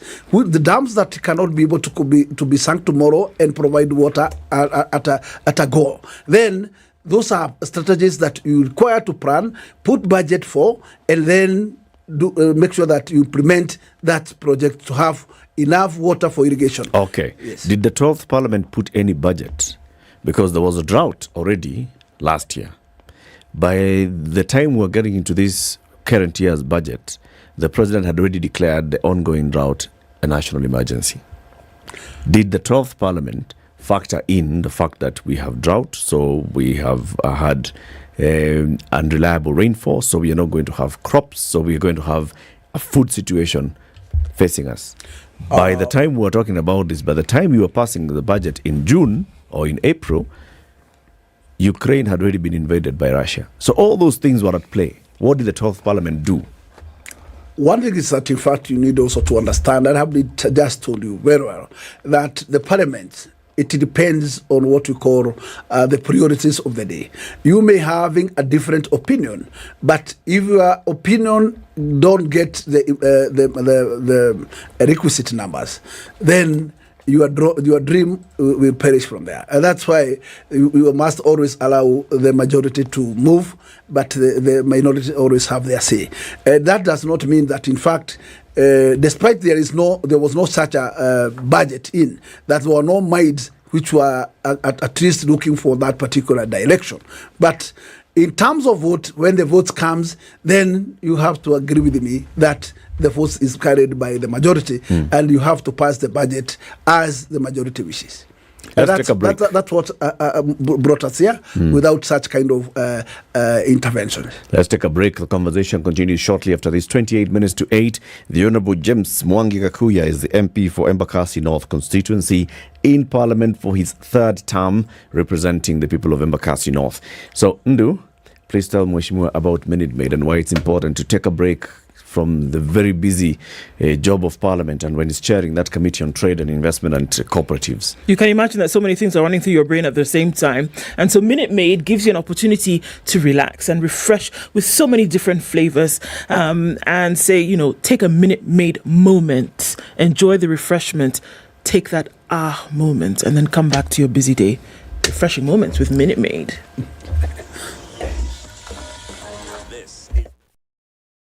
This is the Situation Room, the only way to start your day.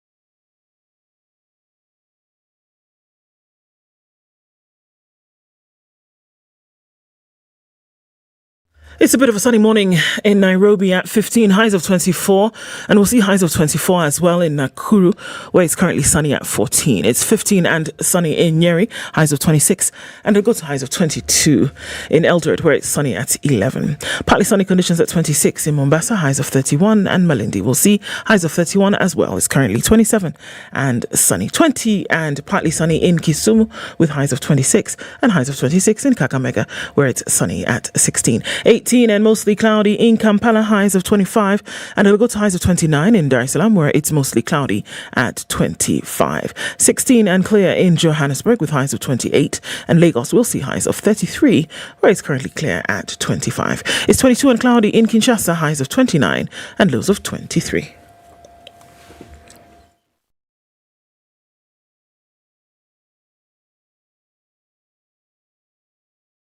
Mature, intelligent talk every morning. Done right. 94.4 Spice FM, Nairobi. Problems and traffic is not one of them this morning. We're not seeing much of it in many parts of the city. Coming off Thika Superhighway, a little bit of traffic here and there, but you'll get to all the way through to that Pangani underpass without any issues at all. There's traffic coming in from that Muthaiga Square going out into the CBD, but Kiambu Road is free and clear. And we're also looking at it coming off the Northern Bypass without too much of an issue at all. It looks good on James Gishuru coming out towards Wayaki Way. Mombasa Road, nada. We're also looking at Outer Ring, then going into or coming off from North Airport Road. Okay, so long and short of it is really traffic is not a problem this morning. Okay, we'll keep an eye on things and see what that escalates to be, if anything. Talk to us on SpiceFM KE on Twitter.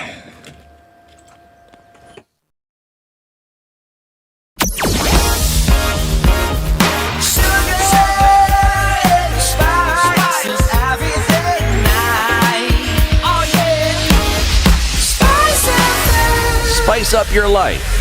Mature, intelligent talk every morning. Spice up yourself.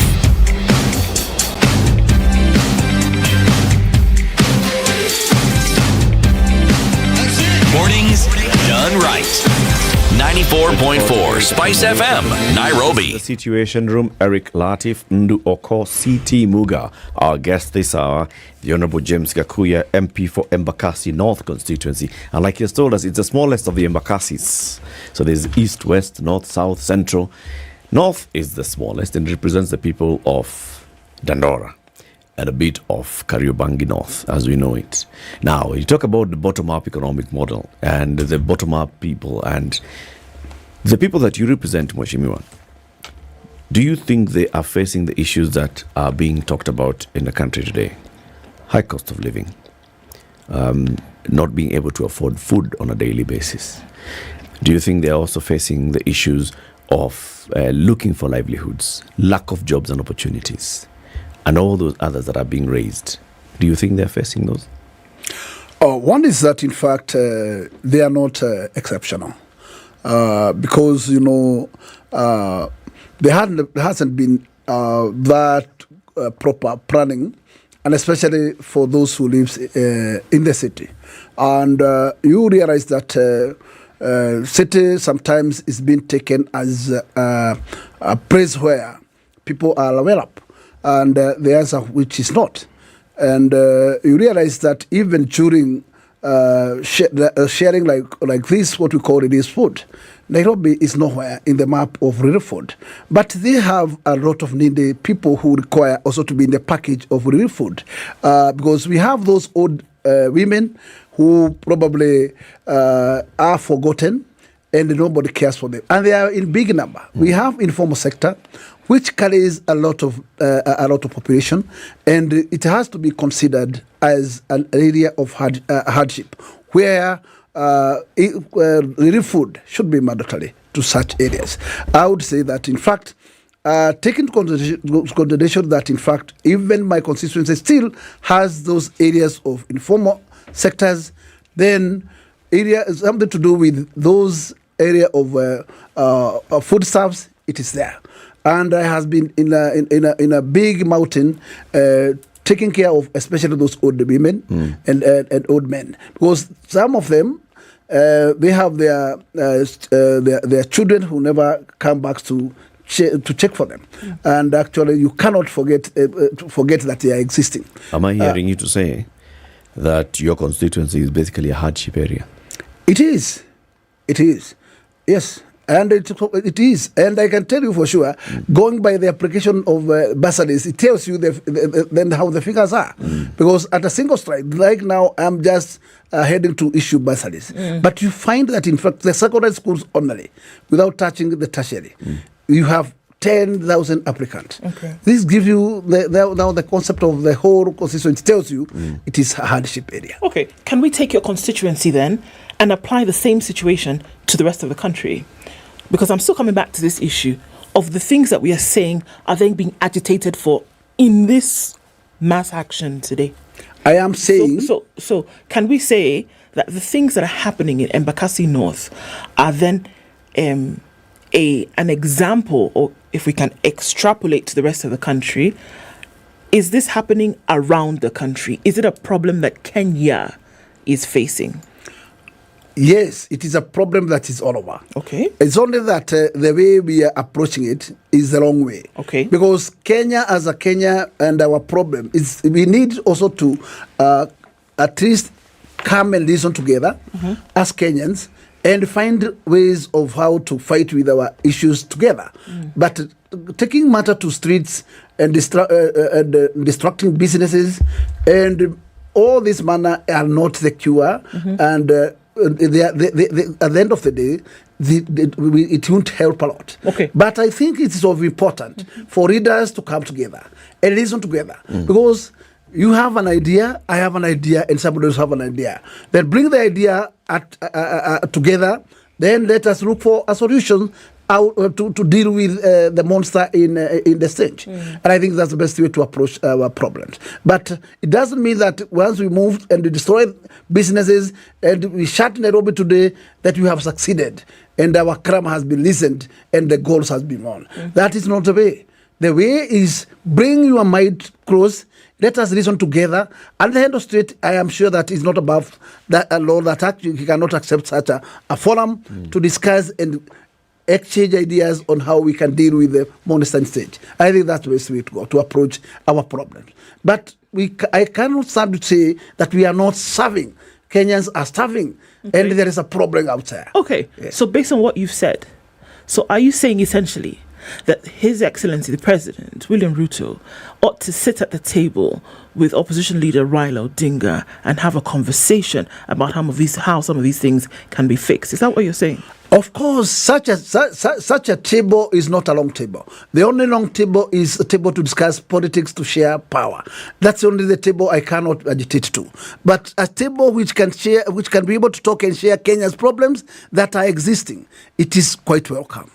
Why do we need the President and Raila to talk when you have members of parliament from both divide in the House? I am telling you... Why can't we see this conversation happening in the House so that we have a proper motion in House or a proper debate happening in the House on how best can we address these issues? Parliament, you are budget making, you are law making, you are oversighting. Whatever you tell the President to do, he will obey. Because you oversight him. Of course, I can't be able to stand to say those interventions are well taken care of. We had a supplementary budget which has given enough money for to take care of the relief foods, which was well budgeted. And in this particular current budget, still we have a stake to take that particular interest. But you've just said that things are bad. You've just given Embakasi North as an example and said we don't have enough. You're leaving here to go and supply groceries. One is that in fact, when we have such a serious drought, and there is now enough from the farms, then you must understand things are not going well, because the prices must shoot, because the rest of the commodities are in terms of supply. Then the market also becomes a helter-skelter.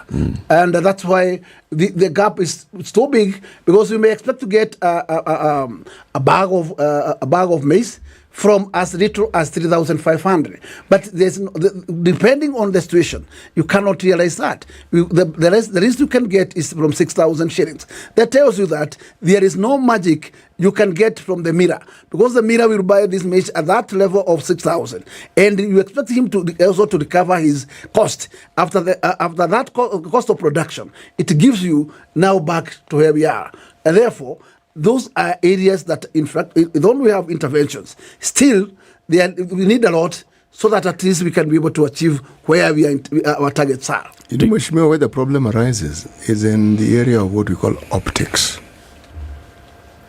Because when a government is elected, the assumption is that it's elected in based on what they said they would do. Now, when you have an educated population like the ones we have in Kenya, they watch and they observe and they count. It's not what is happening, what you said you would do. How you said you would address this problem that we have. And if year in, year out, well, it's month in, month out, not year in, year out, the pressure that people felt at the time of the election last year and this year is still the same. Everything you say is logical and it is true. Some of these things are really not within the control of the government, but we don't want to know. If you were elected and you said you would solve the problem, we will be asking the question, why are you not solving it? You said. That is the question that will be asked. You are the one who came and told us. Now, the effort that is being made to resolve these things, if it's in Parliament and a supplementary budget is created, that's in the future. And yet the problems we're dealing with are present, continuously in the present. So there is a disconnect. We are talking about plans to resolve these problems, and yet the problems keep persisting. So if you find the public disenchanted, it is for a reason. They are looking and they're saying, okay, we've heard, but we don't see. That's one. Two, if you look at how then the government goes about its functions, some of these things may even seem irrelevant. And in many cases in Kenya, they don't matter. Whether you employ 60 CASs or 150 CASs, ordinarily it doesn't matter. But when the word in everyone's mouth is hunger and the inability to determine whether you're going to eat tomorrow, everything that is done that involves spending more money, even if it is logical and it has some benefit, it will not be seen because people are thinking with their hunger and their desperation. So if the government does not address this very important thing, the demonstrations that you're hearing about, you then ask yourself, is it that Raila Odinga and his people have led people to demonstrate, or are they simply understanding that people are dissatisfied and they're standing in front of the crowd and saying, okay, let us lead you with your dissatisfaction? What really are we dealing with?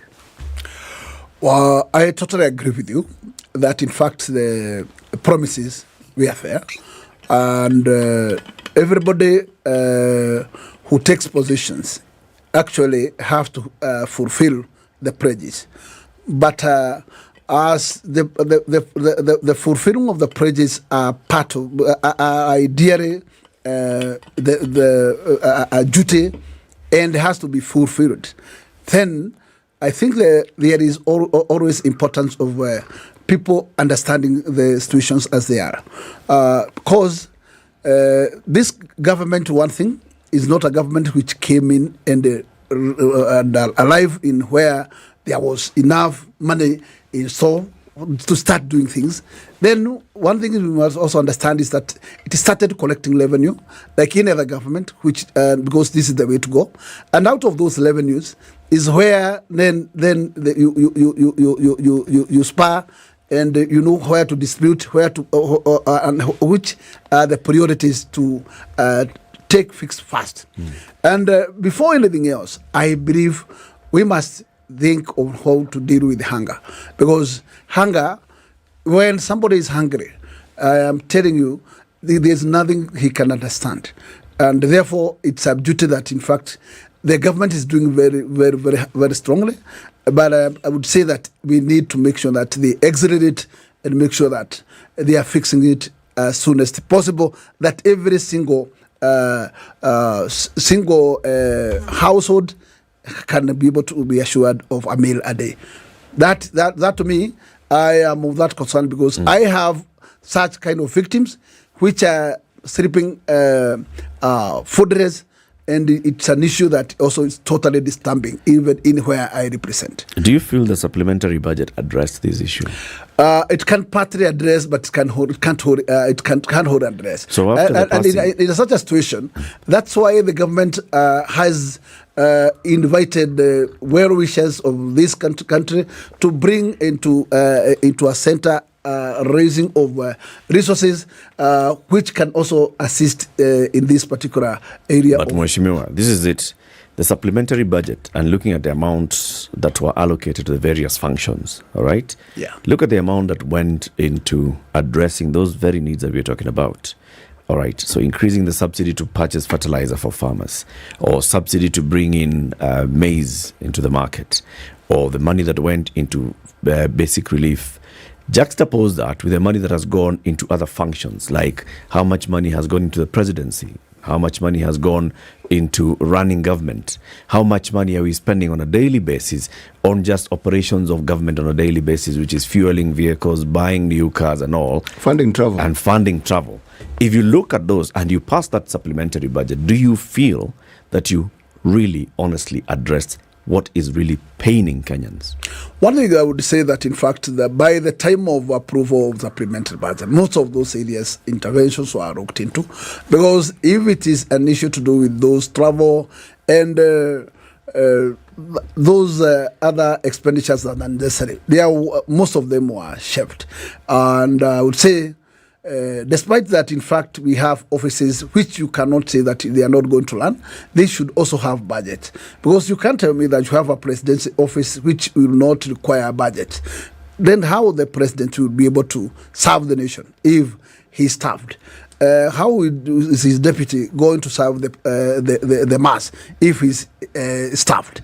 Then those are also areas that we cannot stand to say they don't require to be supported in budget. But that does not say, or that does not mean that those great need areas of concern should not be taken care of, and especially that particular area I'm talking about.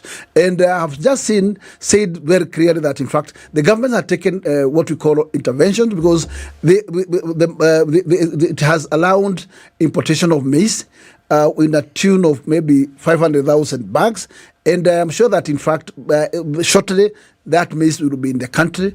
And I am sure that those are some interventions that also will assist in bringing this kind of cost of living down. I am sure that, in fact, the government also has taken care of making sure that the relief package is expanded to reach those other areas that actually have not able to. Also, not forgetting that we have other 47 governments out there, which are county government, which also will be required to be seen taking some interventions, because they are also government. Yep. And they should also be taking part in this particular area of hunger. There's no single county that cannot be seen also doing part of this drive, to make sure that they also subsidize what the government is doing, so that together we can achieve and arrive into that particular the problem. And that is the way to fix it. And that's what I'm saying. I am not opposing those other ideas that can be able to come out from other thinkers, and especially like what Raila Odinga is talking about. But also don't forget, he has a representative in the parliament, because the parliament is in a model of minority and majority, and he has a team which also require to bring this also a concern in the house, so that at least they can be addressed there, and action can be taken from that particular angle. So he's well represented, and that's what I'm saying. It's only that he don't want to go that route, and he has taken the other route. He has a minority in the government, does he not? And as you said, when it comes to a vote, the majority will actually carry the but day. all the times, it depends on what subject is on the floor. If it's a subject of national matter, I think the vote can go squarely to every side. Let me ask you this question, Mheshimiwa. I'm talking as a layman here. If I look at the 12th Parliament, of which you are a member, and we look at just one issue, the issue of managing food security in the country, essentially ensuring that people can eat, and that the money that goes to those who are elderly and those who are not able to sustain themselves is given regularly. Something as simple as that, okay? That whole 5 years, it was a discussion. We haven't been on air for 5 years, but we've had this discussion right from the day we started, which is over 3 years ago.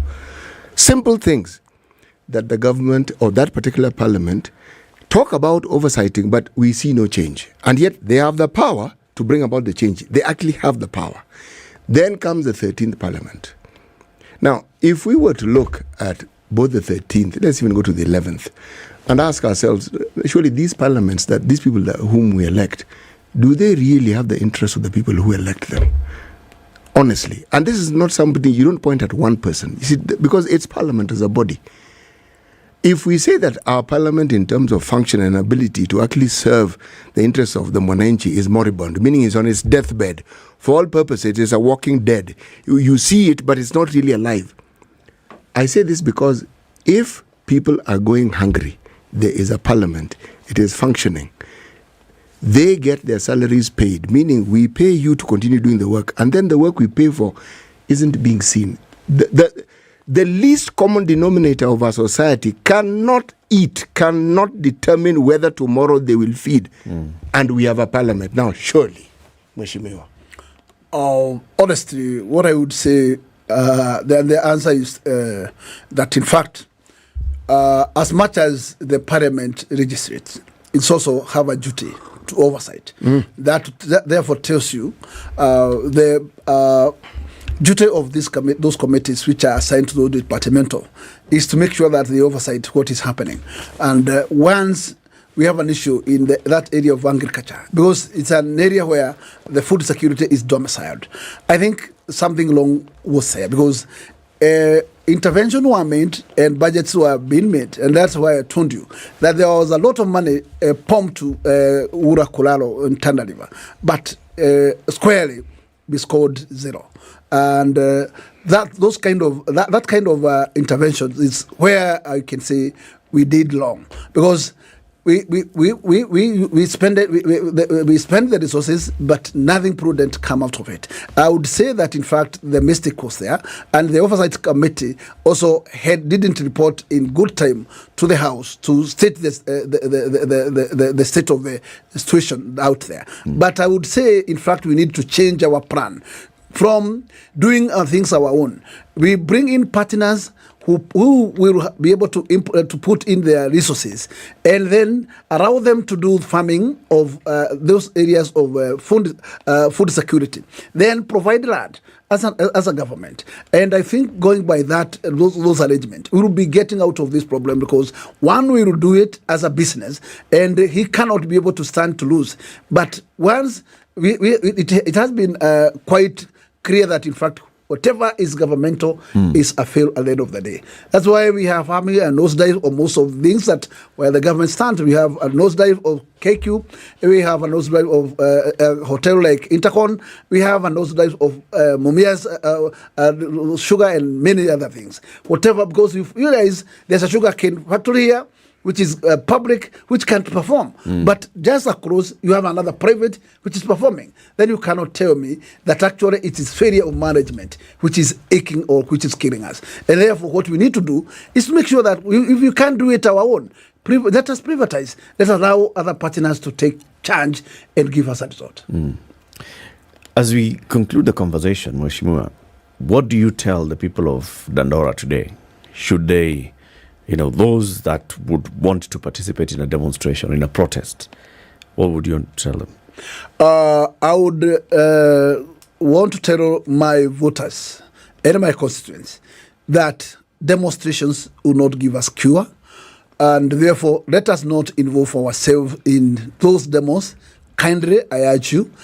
let us look for other avenues to address our problems. What are those other avenues? The avenues are there, and I am sure areas of great concern is one, that area of food security, of which I am very sure that, in fact, we are doing something under that area. I told you very well that actually Nairobi was not part of that basket of food relief, but we have negotiated it, and the government has agreed to also put Nairobi as part of it, and therefore I am sure that, in fact, that's a window also that will also be able to be given to us. Yep. And number two is that, in fact, in terms of creation of jobs, is an area of a big concern, because we must revive our industries if we need to also to raise up the threshold of our jobless. So as Nairobi it is, I'm sure it's a difficult place, because our youths are totally jobless, and once they are jobless and their pocket is empty, then there's a serious hurdle there behind. Mheshimiwa James Gakuya, thank you very much for joining us. Mheshimiwa Gakuya is a member of Parliament for Embakasi North constituency in Parliament for his third term. Keep it here for more. Good morning, 8 a.m.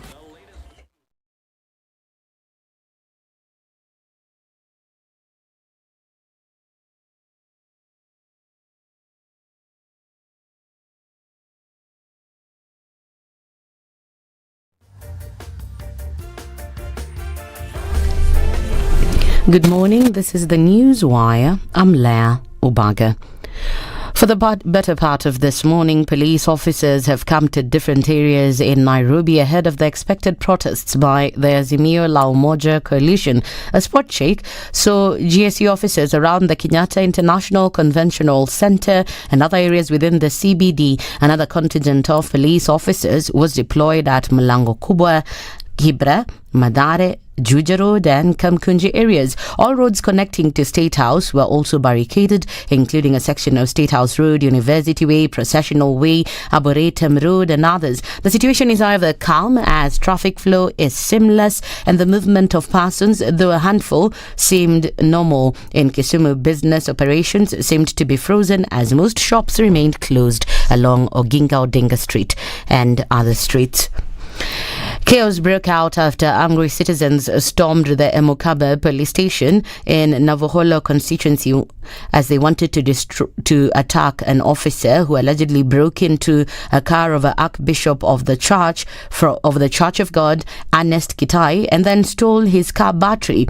The citizens, led by the representative of Ingotse Ward, Matiha Absalom Lumbasi, stormed the station and caused more officers from Kakamega police station, led by OCS David Mwita, to come to the rescue. Huyo mwenye alitoa betri alikuwa na nyundo mkononi. Sasa nikamtuliza, nikamwambia mimi ni mtu wa Mungu, sina vita na wewe. Hebu eleza shida ni nini? Hakuniambia. Na betri hiyo walikuwa wameweka kwa gari nyingine. Basi ndiposa nikasema rudisha betri kwa gari yangu, kwa maana sioni ni makosa gani nimefanya. Basi hapo na hapo wakaanza kujibisana na watu, walivuruka kabisa hata huko ndani, wakafinya vitu wakitoa wakiangusha. Ukaona sasa tutasaidianaje? Ndio furuku ilitokea. Baya kabisa, mimi ni mtumishi wa Mungu, yale yamefanyika haikukuwa kwa upendo kwangu. And moving on, Butte town, located in Wajir North Sub-County, has experienced 24 hours of heavy rainfall, resulting in the destruction of properties, including the Butte Sub-County Hospital, schools, roads and homes. The affected areas include Butte town, Gurara, Ajawa and Korondile. The damages caused to the roads have left them completely unusable, posing a risk to the safety of residents. They've now called on the government to move in and assist them in the repairs, even as schools plan to reopen after mid-term tomorrow.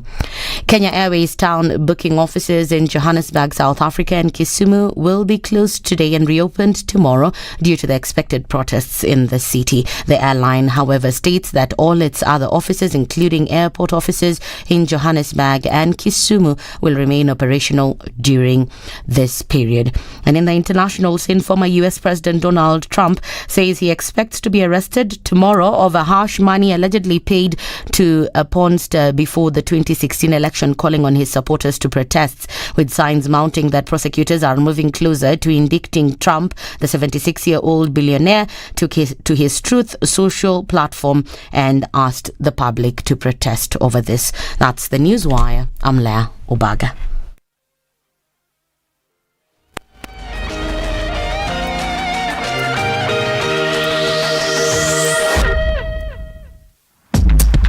Traffic on Vibes Radio.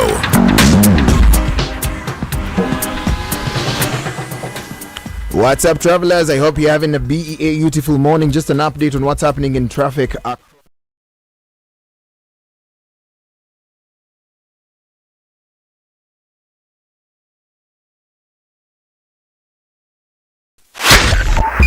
.5 Spice FM, Kisumu. Okay, so not much in terms of traffic in the city this morning.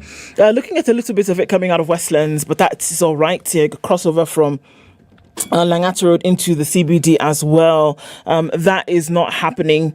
Okay, a little bit of traffic there was on Jogo Road, but then you're going to get out in the city without any problems whatsoever. It looks good on Waiakiwe. It looks even better on the Thika Superhighway. Very minimal in terms of traffic as well. Coming off Mombasa Road, you'll get through to the Nyeri Stadium roundabout without too much of an issue either. Let's see what happens in about half an hour. That's about 8:30. SpiceFM KE on Twitter. I want to keep things moving regardless of the situation today, and I think we'll be just so. All right, talk to us there and keep things moving.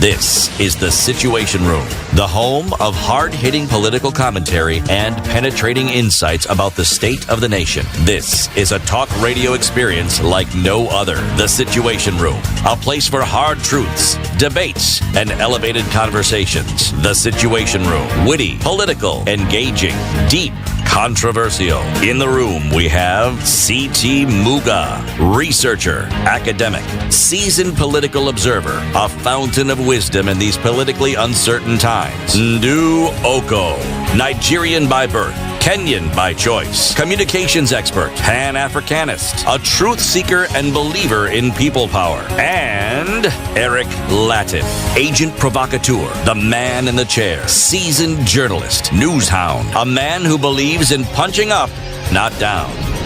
This is the Situation Room. Good morning and welcome to the third hour of the Situation Room. Today, this is Monday, the 20th day of March, 2023. It's the day of the march, as others have called it. How's it happening out there? We can see some conversations. Okay, some roads have been barricaded in some parts. Where is this? State House City? Well, I live in that neighborhood. As early as 4:30 this morning, you could not actually drive past State House. There were some very heavily armed, very unfriendly looking individuals. Seriously. With those... But they were friendly. Unfriendly. But they were friendly. Unaenda wapi? Said, nitaka kupita. Yeah, ipitiki leo. Rudi. So I got the message, asante sana afande. Yes. So some parts are like that. But early in the morning, even I would be grumpy. I mean, 4:30 in the morning, sasa huyu anaenda wapi? Si barabara ni nyingi, zunguke. Zunguke apitie nyingine. Surely. What's happening. So anyway, we want to have that conversation about, the state of the country, state of the nation, with the political issues that are taking place. And we're joined by two guests. One of them is the MP for Keharo constituency, the Honorable Dende Nyoro, who's also the chairman of the Budget and Appropriations Committee of the National Assembly. The other one is the former governor of Laikipia County, Nderitu Mureithi, who is an economist, Pan-Africanist, an MSME development specialist, and very many things. Gentlemen, good morning. Good morning. Karibuni sana to Kenya's biggest conversation. Thank you. Nende karibu, make yourself comfortable. That is the hot seat of Kenya's biggest conversation. It will be comfortable as the time goes by. Yeah, karibu sana. It's good to have you on the show. And Mheshimiwa Nderitu has been here before.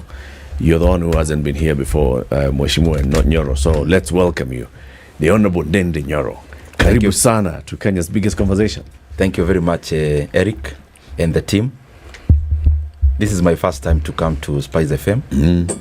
And I'm glad also to come with the former governor so that we can be able to give our opinions on what is happening around the country. Right. So asante sana kwa mwaliko. Karibu sana. Na pia naleta salams. I was yesterday in Murang'a in Kiharu where we had a big event celebrating the 39th anniversary of the diocese where I attend church, ACK, Mount Kenya Central. And everyone is calling upon us as leaders to maintain peace because sasa ni wakati wa kazi. Tusukume Kenya mbele and every heart is needed for this to endeavor to be successful. Very good. To welcome you both, City has the day's proverb. Yes, our proverbs for the whole of this week come from the country of Kenya. Because a man has injured your goat, you do not go out and kill his bull. Because a man has injured your goat, you do not go out and kill his bull. Yes. That is not the right response. It's not the right response. Yes. And the goat isn't dead. It's just injured. Yes. What's your interpretation of this? In which language, some of the Kenyan languages, could this? I think your question is a pertinent one. Let me give it a pertinent answer. I avoided that completely. I decided to make it as generic as possible so that because the moment I classify it, because it is true, when you research these things, you're told this proverb comes from this region. Indeed. But what I've also found is that many proverbs are cross-cutting. You'll find that every community has a way in which they look at that proverb. So that particular literary license, I have allowed myself to take, and I'm allowing you to partake of it as well. So please, interpret it as you see fit. Well, I don't know. I would think a retro interpretation. It says what it sounds like. That, if your goat is injured, the correct response might not be to kill the person's a bull. It's a bit like the way what you said about your approach or your use of State House Road or one of the roads near there. I normally use State House Road when I'm coming to work. Yes, that there's no reason for the peacekeepers to be hostile to you. After all, 4:30 in the morning, I can understand. It's cold, and everybody's grumpy. And somebody may not even have eaten. You don't know. But let's look at a goat, and let's look at communities where the goat has an exchange capacity in terms of a common Kenyan currency called the shilling. When somebody is told, using the proverb, that somebody's goat has been injured or the leg has been broken, what are they saying? That's why I was rather hesitant, because in some parts, I suspect where Mheshimiwa did this from, the interpretation of that a goat has been injured has very a completely different meaning. Absolutely, and I would be very hesitant to make that road. It has a very, very different meaning. Yes, around relations. It has matrimonial consequences. Exactly. Yes. Exactly. So, Mheshimiwa Ndende, what's your interpretation of that proverb? My interpretation ni ile ya Kiswahili, ukimwaga ugali tunamwaga chapati ama kitoweo. That is the interpretation I got. Yeah. Do one and you spoil everything. Yes, I think so. All right, gentlemen, so we have an issue, and this is with regards to the state of the nation today. Mheshimiwa, you are in the leadership of Parliament. You chair a very important committee of Parliament, Budget and Appropriations. You are also a very influential leader in Kenya Cons and the administration, and you know the work that you've been doing. Mheshimiwa Derito Muriithi here was the chair of the board of the presidential campaign secretariat of the Azimio candidate. And the Azimio leadership has now called nationwide demonstrations. There's been a series of meetings and demonstrations and all that are said to be culminating into today. And the issues that have been canvassed by the Azimio have been wide-ranging but centering on several things. One, cost of living. Two, in the politics around the election. Open the servers, do not reconstitute IEBC, and several other conversations. Now, these conversations, I want to start with you, Nderito Mureithi. These conversations around the reason for today's demonstrations, are they actually coherent yet? Because there are some members of Azimio who have said, we actually do not understand the game plan or the end game. Well, that would be unfortunate indeed. I mean, the issues are straightforward and the conversation is coherent. The purpose of any government is to solve real issues that affect the citizens of that nation. And the citizens of Kenya, power belongs to them. I mean, if you read the constitutive part of the Constitution of Kenya, we say we, the people of Kenya, recognizing and so on, and will ourselves a constitution because sovereignty belongs to us. So we exercise that sovereignty either directly or through elected representatives. Now, so at any time, the citizen must be vigilant as to what is happening with her country. Now, and I think anybody looking at Kenya right now can see that major questions.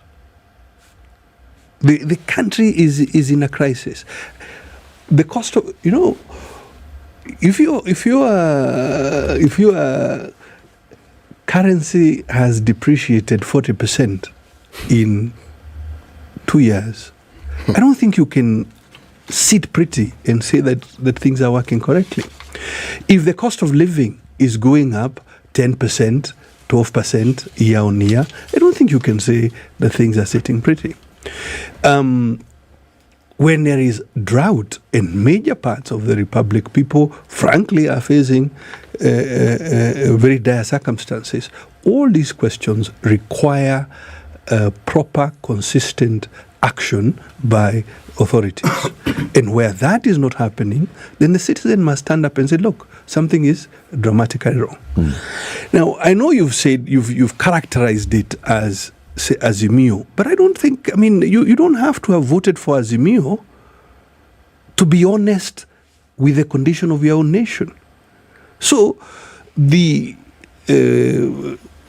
demonstrations and so on, the citizen conversations that have been going on, they are not just by or for people who supported Azimio. These are conversations by Kenyans about the state of the nation and what should be done. And I hope we'll get into what actually should be done to fix, an economy that is not working. Mheshimiwa Nyoro, I want to hear from you in terms of, look, these are conversations we've been having over the last, months, last 2 months or so. And to ask ourselves, it's clear that, life is expensive in Kenya. Cost of living is high. It has been for some time. Do you think these are issues in the country right now, from where you sit? Do you think these are actual issues? Some of the ones that the Azimio leadership is bringing up that is going towards mass action, and even others. Do you think those are issues that ought to be dealt with? I agree those are real issues. Issues of the cost of living. They are objective issues, which of course we are addressing. But what baffles me is the duplicity at which I hear from my brother, the former governor, Nderito. Because he has rightly put it that the country is not in good shape in terms of currency, but he has gone ahead to say for the last 2 years. Inflation, he has cited some figures which are incorrect. The current inflation rate in the country is just around 7%. It was actually the highest last year, which was around 9.1%. Last year, when it was at its apex, we never saw maandamano from any quarter because Kenya is a democracy. And there is the tenets of democracy. The reason why we go for elections after every 5 years is so that we can evaluate the leadership there is in the country. We can give them new mandate or even change. And therefore, the sequence at which we go to elections gives everyone an opportunity to do that. Unfortunately, we have to go to the basis of the maandamano we are talking about. What are the issues? The number one issue is rotating around this other person won, this other person didn't win. And I think Kenya is now past that already. We have institutions in the country. One of the institutions is a commission called IEBC. We went to the polls in August. And this was a very unusual poll. Unusual to the fact that we had the incumbent, of course, supporting the former prime minister. They had all the instruments of power anyone would wish for when running for a seat. They had taken over every institution, including the media like the one I'm in today. They had succeeded in doing all that. Unfortunately or fortunately, the people of Kenya exercised the exact power that the governor is talking about. They went to the ballot and elected the current leadership. What am I trying to say? After that, the same people from Azimio, they started talking about servers. Unfortunately, they don't know that these elections didn't have servers. The kind of server and the password they are looking for, every Kenyan has.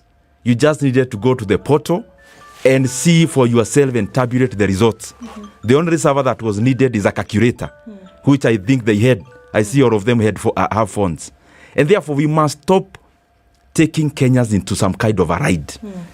After that, we went to the Supreme Court. The Supreme Court pronounced itself very eloquently. I mean, we went to the elections last year. We went through the processes, even of appeal. We are now here. The current government must be given time to exercise its authority in terms of building the country, which we are doing, and I'm sure we'll get time to go into that. I want to go to something specific because I know that a lot of this is laced with politics. We cannot run away from the politics. Yeah. But I think you as Ndindi Nyoro, are in a very unique position. And I say this because your constituency has done excellently well under your leadership. I don't think we can run away from that. Yeah. How is it then? And this is the thing, that usually, because we say development begets development, that want to see something happening so well, then would want to take that and then, extrapolate to other parts of the country or emulate in other parts of the country. You are in parliament. It is not your first run in the rodeo. Why then do we see, and you again now chair a very, very strategic committee. Why can't we see the kind of work that you do in Kiharu spread through to other members of parliament? Because these are some of the issues we talk about, cost of living. But somehow children in Kiharu are going to school. Roads are fantastic. Water is flowing. Things that the Kenyans are crying about today that is forcing people to go maandamano are happening in Kiharu. You're sitting in parliament. Parliament as a legislative body, lawmaking body, seems to be grappling with these issues. From the 12th parliament, it's now living in the 13th parliament. And I'm asking you that question specifically because you're doing a good job at it. Why can it not happen? I mean, congratulations. We have to say it and call it out for what it is. Why can it not happen? Why cannot these issues actually be dealt with from the parliamentary level? Thank you very much, even for the compliments. We try our best, and especially in involving the people that we lead. We never do any project in Kiharu out of our kujiambia. We do a lot of holistic public participations and also involve the people in those projects. Many members of parliament are doing a fantastic job. Majority of them, especially the new one, are reaching out to those of us who have been there. And we are doing our best to assist in terms of guiding. But I also want to talk about the other setup, because you have put this question in two dimensions. Why can't whatever is happening in Kiharu be, first of all, extrapolated to other constituencies?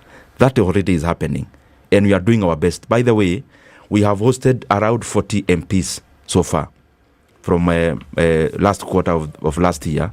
Around 40 of them in terms of benchmarking. Even on this Saturday, we are having another round of benchmarking where we invite around 12 members of parliament with their teams and we show them what we do. But how economy is structured is that economy has some segments called taxonomies.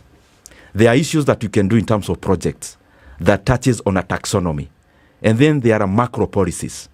There is very little, for example, a member of parliament can do in their constituency using CDF. They can do some few issues here and there patching, but they can do very little, for example, in terms of cost of living. They can do very little, for example, in terms of holistic policy around unemployment. Or electoral reforms. Macro or electoral reforms. There are some macro policies that you'll need a national platform for them to be able to permeate to where the Kenyans are. And that is what we are doing on the other side of the budget, on the other side of Kenya Kwanza in terms of macro leadership. We have been able to identify the areas that we need to focus on. One of the areas, in terms of the cost of living, we have realized one of the cures is not maandamano. One of the cures is not eating sufurias on the streets. What you need to do, number one, is to attack the supply side of food. Because when you talk about inflation and the cost of living, we are talking about two sides. And allow me just to make this point. Inflation has two dimensions. One, there is monetary focused inflation or monetary based inflation, where the only way to cure that is through monetary policies. When there is a lot of supply of money, then you inject some monetary policies to stabilize. There is the other kind of inflation which is physical in nature. And the one that is physical in nature has a lot to do with supply chains. For example, to give you an example, you may have a kiosk here at Standard Group. You sell, for example, lunch to the staff of, let me actually use Unga. You have a kiosk in Mombasa Road, in an estate, Imara Daima is just here. You sell Unga. The Unga you sell, then you realize there is, all of a sudden, there is a benevolent person who have visited the Imara Daima, and every person seems to have money in the pocket. And now because they have so much money in the pocket, and the kiosk sells 12 bales of Unga per day, then there is a longer queue of people demanding the same Unga. What do you do as a person, as a business person, and especially when you come from the area I come from? When you see a long queue, and then you are selling Unga, and the Unga is limited, what do you do as a business person? You hike the price. Now that is one of the monetary focused inflation, because the supply of food remains the same or Unga, but then people have more money. Then what do you do to mop out this money? Now, let me finish, Governor. We shouldn't trivialize.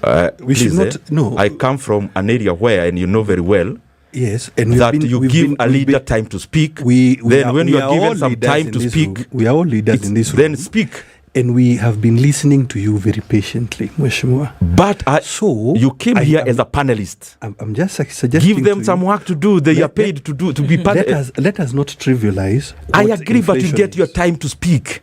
Can I just finish? Please do. But let us not trivialize. You know, Governor, you used to be a good man before you joined that outfit. Give other people time to speak, then you get your time to speak. Proceed. That is monetary focused inflation. The way you deal with it is to adopt some monetary policies which mops out money from the pockets of these people from Imara Daima, so that then there is an equilibrium between demand and supply. There is the other one, which is physical. The one that is physical in nature is where you have the same kiosk. You are selling Unga, the same 12 bales. You understand, Latif? People have the same purchasing power. Their monetary, their pockets are the same. Let me not use jargons. Then, the lorry that delivers Uga to this kiosk develops a problem on a Thursday. So the Uga that comes as 12 bales, the owner of the kiosk only have 3 bales, which were left yesterday. So what do? The same people are demanding for the Uga they demand every day, but then there are fewer bales of Unga. So when you are a owner of a kiosk, what do? You have fewer bales, but the demand remains the same. You hack the Unga. So the issues we are talking about, inflation, have been caused especially by the physical nature of the global economy. One, the supply chain. Ukraine and Russia, prior to the war, have been accounting for over 30% of world wheat export. The same two countries have been accounting for around 26% of the world corn exports. What do I mean? There has been those shocks. Then coming back home, there has been drought and famine. Those are also physical issues. We are dealing with them. When I get time, I'll explain around fertilizer, around inputs, and I am sure within a short time, the issue about the cost of living will stabilize. Okay. So basically what you're doing now is you are fixing the truck that is stuck in Mlolongo, bringing the unga to Imaradaima. You are a very good student. Okay. So in the meantime, the people of Imaradaima, once those 3 bales are bought, they can remain hungry and wait for the truck to arrive. Actually, you're very optimistic. I'm asking if that truck actually exists. Well, it brought the unga. And if it exists, whether it has unga inside or whether it has cement. It brought the unga yesterday, so we can only assume that it's coming. I'm really disappointed, Mheshimiwa, that you say as an MP you can do nothing, because every year the CS Treasury is required by law to send to Parliament his inflation target. Every year. Every single year, the Minister for Treasury, the CS Treasury, is required by the Banking Act to write a formal notice to the central bank saying what is the government's inflation target. What do you mean inflation target? And allow me then to explain. And get this, the inflation target that this government has set is 7.5%. So the government is happy if prices are rising by 7.5%. Where do you get this information? Just log on to the Treasury website and you will see the last notice that the minister issued. Most importantly, he has to table it in Parliament, where Mheshimiwa is. Now, if they want inflation to go down, the first step must be to revise the target. You ask, what is the target? The target is like this. Government says in writing by what percentage they are happy if prices are rising. There's a ceiling they put. So the inflation target is the ceiling. Oh, it's a marker. You can call it. It's a marker. It's a target, and this is what then happens. If you when you say, as they have now, 7.5%, when labor unions are negotiating wages, that is what they'll use. When Kenya Power sends you a bill and you find there something called inflation adjustment, that's it. That's what it is. Yeah. When IPRA is looking at fuel prices, look, when businesses are setting prices, that is what they are using. And it's the government that sets this. And it is the government that sets this. And it is 7.5% as we speak.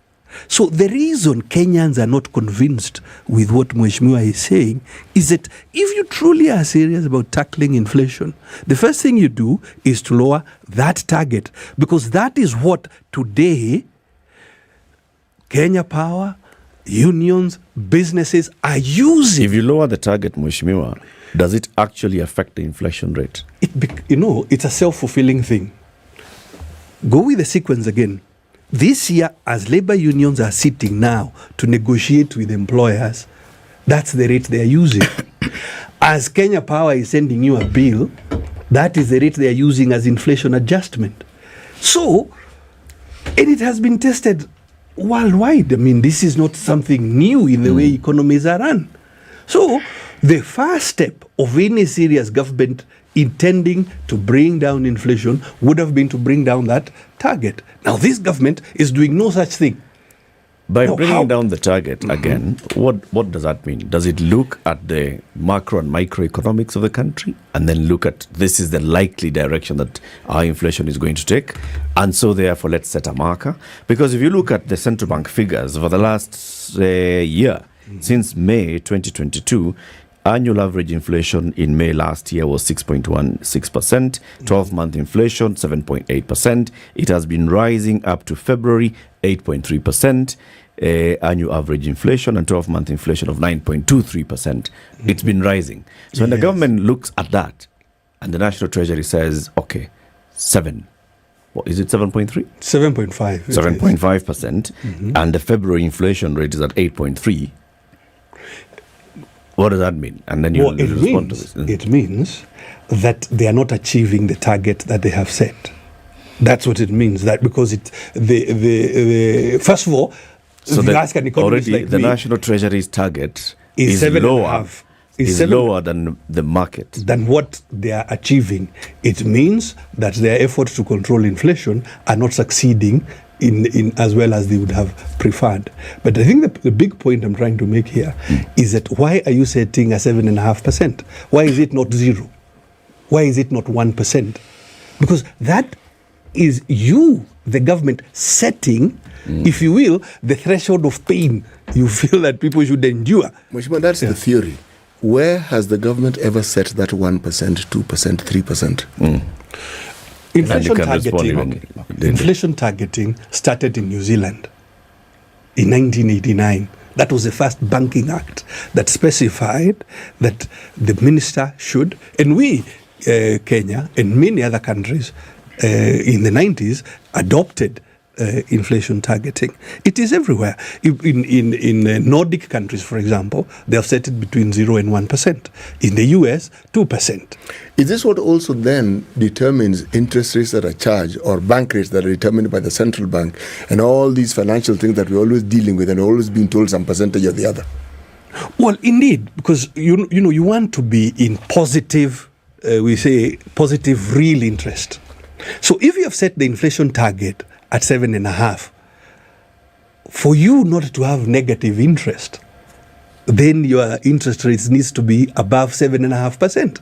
But I want to emphasize here, the determination of 7.5% is an internal policy-driven thing. It's a mechanism that is set by the government. So, what Mheshimiwa here should do is summon the CS Treasury to say, why is this target 7.5%? Why is it not 0? Why should you as government inbuild a mechanism for increasing the cost of living by 7.5%? Maybe Mheshimiwa needs to respond to that. He'll respond to this. Let's take a break. Yes. Let's take a break first. 25 minutes to 9. This is Kenya's biggest conversation. Jarito Muriithi, former governor of Laikipia County. He's an economist. He's a former assistant minister in the Treasury. Not treasury, but industrialization. Close enough. Industrialization. Thank you. And Treasury. And Treasury. They are close enough. Or financial industrialization. He's also a development specialist for MSMEs. And also, Dende Nyoro is a member of parliament for Kiharo constituency, chairman of the Budget and Appropriations Committee of the National Assembly. We are looking at the issues that are affecting the country today. Where lie the solutions? Is it in demonstrations? Is it in telling members of parliament to go home and we send new members of parliament? Is it members of parliament doing their job? Is the national government doing what it's supposed to do? Is it us moving out of this country and living it? All those are options. Ndu, please tell them the option of taking Minute Maid juice. A refreshing break, I think, is what is necessary at this point in time. And the Minute Maid offers just that. A minute to take advantage of the great flavors that Minute Maid offers. An aha moment. I think we need one now, gentlemen, don't we? Indeed we do. This is the Situation Room, the only way to start your day. Life is filled with lots of things. Routine, monotony, same old, same old. Boring. But here's a question. How much of life is filled with life? Join me and my co-hosts CT Muga and Eric Latif on the Situation Room from 6 a.m. every weekday and find out how you can awaken your senses and fill your days with flavor and with Minute Maid filled with life.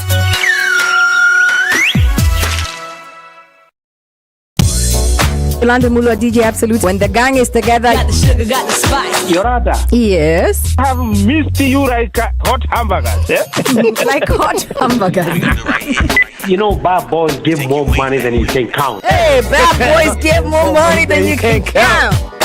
If it's fun, it's funky, it's fresh, you're definitely going to catch it here. I don't know what you do every day from 11 a.m. to 3 o'clock, but if I were you, I'd tune in to Sugar and Spice only on 94.4 Spice FM, Nairobi. So if you say it's on, then it's on. Yeah.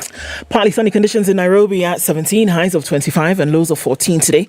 We'll see lows of 15 in a sunny Nakuru, going to highs of 24. Highs of 26 in Nyeri, where it's sunny at 17. And 23 will be the high in Eldoret, where the sun is peeking through those clouds at 14. It'll come down to lows of 12 today. It's sunny at 28 in Mombasa, highs of 31 and highs of 32 in a sunny Malindi at 28.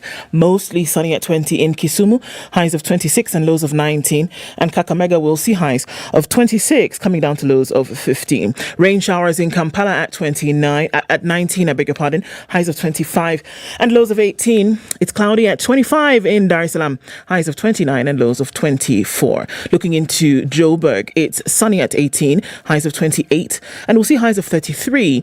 In a clear Lagos at 25, it's 23 and cloudy. In Kinshasa, it will go to highs of 29.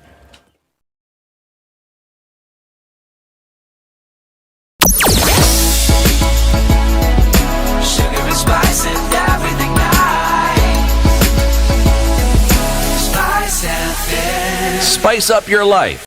Okay, not much in the city this morning. A teeny bit of it coming off of Waiakiwe as you approach what was Western's Roundabout, heading out into the city. It's clear on the Thika Superhighway.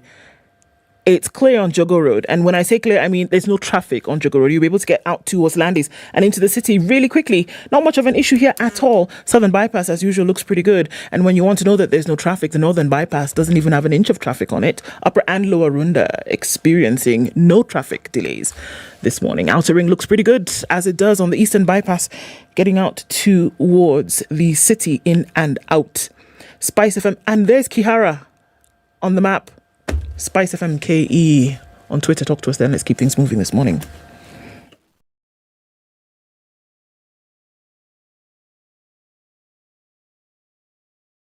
Mature, intelligent talk every morning. Spice up yourself.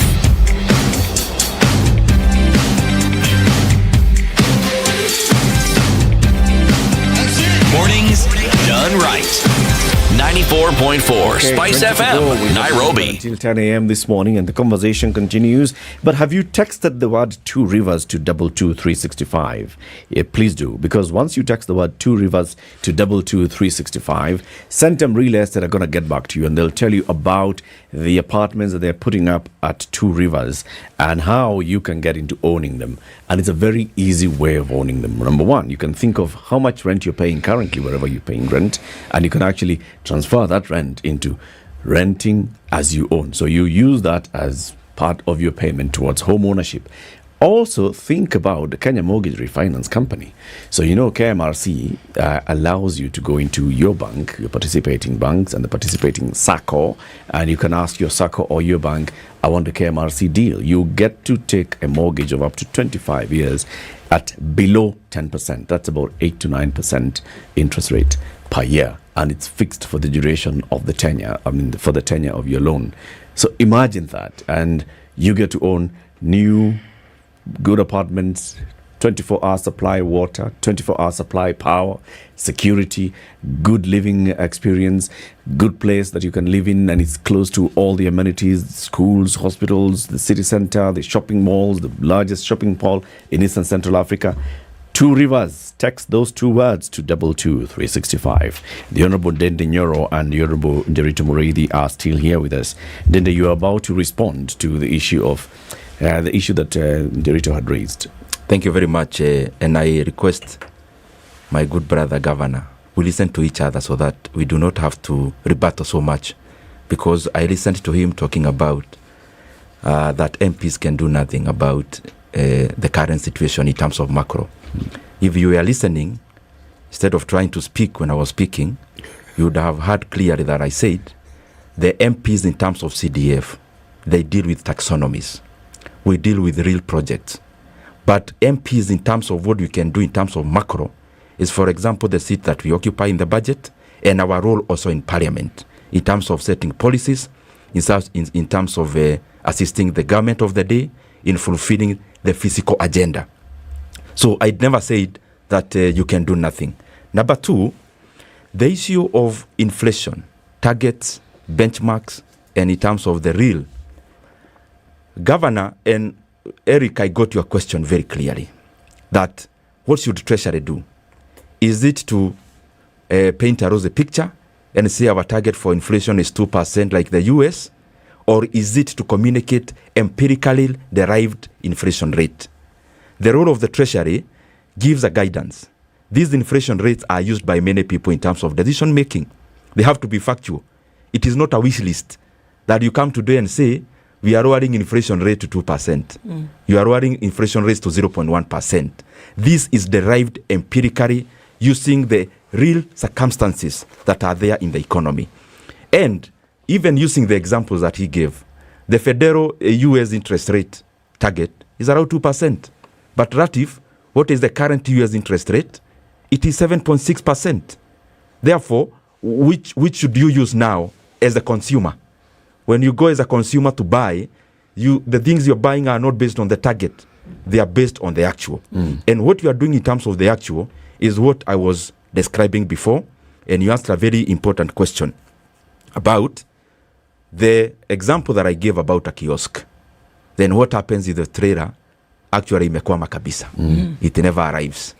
What we are doing, Latif, is to attack the real issues on the basis. And I was trying to derive the point around the cost of living. In the cost of inflation, or in the basket that calculates inflation, the food basket, the proportion of food is the highest. So what are we doing about food? And especially when I'm trying also to check on when the governor were in power, what were they doing? Because then economics all the time is comparative in nature. It's not absolute. Let's check last year vis-a-vis this year. Remember, you were in power last year. Please don't say the governor were in power. You were a member of parliament last year. The same role the parliament is playing this year is the same role the parliament should have been playing last year. So continue. Eric, I'm sure you live in Kenya and you know exactly what I mean. Yes, that you were sent by the people of Kiharu to represent them in parliament. That's what I mean. Continue, Mheshimiwa. In terms of inflation, what did they do? Let me even talk about unga. Last year, they came up with unga subsidy, which was meant to subsidize unga to 100 shillings. In that subsidy, within 2 months only, they gobbled up around 4 billion Kenya shillings. This money literally was stolen. 4 billion Kenya shillings, ostensibly to stabilize unga prices to 100. Unga prices never moved from the 230 price that was there then. But the 4 billion vanished. Who are paid this money? Maybe the governor will tell us. We have been trying to look for the documentation on who was paid, and it is clear, very clear, the people who were paid had nothing to do with stabilizing unga prices. That's one. How much is unga price now? I checked yesterday. I said I was in Murang'a. Unga prices are ranging from 180 to 195, depending on the brand. Yes, it is not at the desirable price, and we are doing everything possible to bring it lower and sustainably lower. But we are not subsidizing any consumption. Instead, what are we doing? You're subsidizing the input, is what you're saying. In this year's, actually in the supplementary budget itself, even forget about the BPS we are making now for the next year's budget. We have already put in Kenya shillings 10 billion in terms of subsidizing fertilizer to 3,500. That is already happening. Farmers are already getting fertilizer. We have gone ahead. Fertilizer has the provision side, but then there is a structural side, the administrative side. What do I mean? You may say as a government you are subsidizing fertilizer. Then you subsidize in Mombasa. Then traders pick up fertilizer. They buy at 3,500. Then they sell to our farmers in Murang'a, in Awendo, in whichever other place at 6,000. So we are attacking this issue on both sides. One, in terms of lowering the price by subsidizing, but then administratively, how do you make sure that the target farmers are the ones that benefit? We run a zero cost farmers registration. Why do I say zero cost? Last year, the same regime ran some kind of farmers registration. They gobbled up billions of money. There is no register yet. We just used our administrators. We now have the farmers register in the country, including the acreage of their farms, so that then we are giving targeted subsidized fertilizer given the production capacity you have in terms of the farm. That is one side. What else are we doing? We have looked at the basket of food. One is uga, is our staple food. Number 2 is rice. We have already, in the supplementary budget, put up money, number 1, to be able to kufufua, to revive Bura irrigation in Tana River, Bura 1. We have already put in money this time. We have already put in money for irrigation, so that even as we target the soft side, we target the hard part, which is physical in nature, which is production in nature. The other side, of course, in the food basket is cooking oil. Eric, do you know that edible oil is actually the number 2 export in Kenya? Ukiondoa mafuta ya gari na ya petroli na ya diesel. Import. Export or import? Sorry, import. The number 2 import in the country is edible oil. Where does it come from?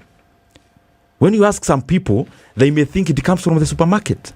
And then they may try to target that inflation from the supermarket side. We are asking ourselves, what is the input in terms of edible oils? We are focusing on canola, we are focusing on sunflower oil, because the supply chains that were there globally were actually hampered by Ukraine-Russia war, which previously was accounting to over 60% of sunflower oil and sunflower food globally.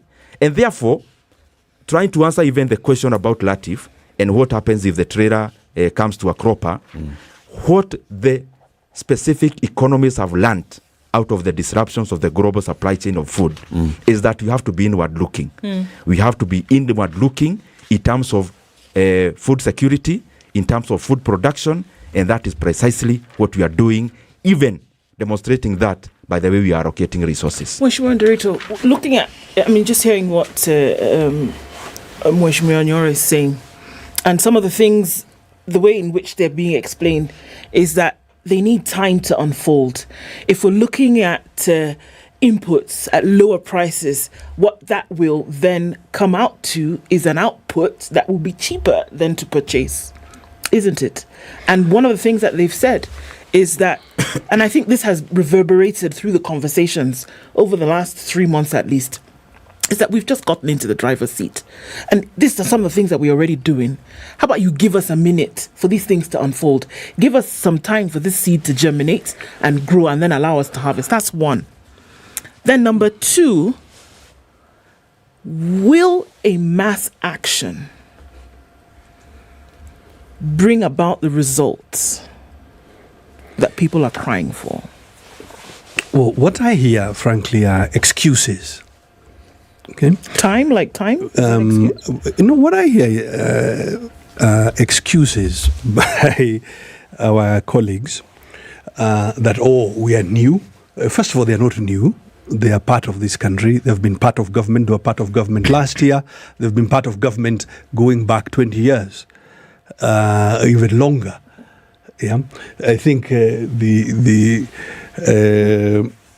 Prime Cabinet Secretary was a cabinet minister in 1990. I'm not sure where Mr. Nyoro was in 1990. He was even a vice president. He was a vice president. So the current president was deputy president for 10 years. Okay, where are the excuses? So the excuses are that we are new or we need time. I explained, and let me try again. The Minister for Finance is expected to issue a notice, which he does, which is notice to central bank on price stability and government's economic policy. And you can go online and download it and read it for yourself. Now, how long should it take a minister to issue this notice? Do you need 1 day? Do you need 1 year? Yeah? So what we are hearing is an excuse. The supply side questions. Should we as a nation not move to irrigated agriculture? That is not a new conversation. That has been the same conversation of since the time of Kibaki 1 or NARC. So creating dams, building irrigation schemes, that is not a new thing. It is something that has been ongoing for some time. But there are practical things governments are doing. And you see, of course, I agree, we should compare. So why don't we compare Kenya with other countries? And say, okay, how are other countries doing with inflation?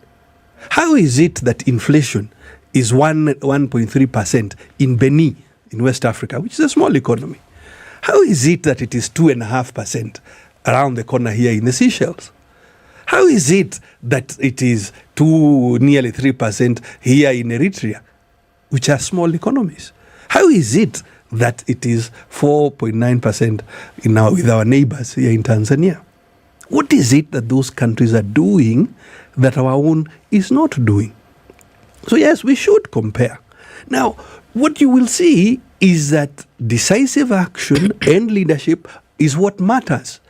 Just as inflation is, say, 1.3% in Benin and 2.3% here in the Seychelles, it is 230% in Zimbabwe.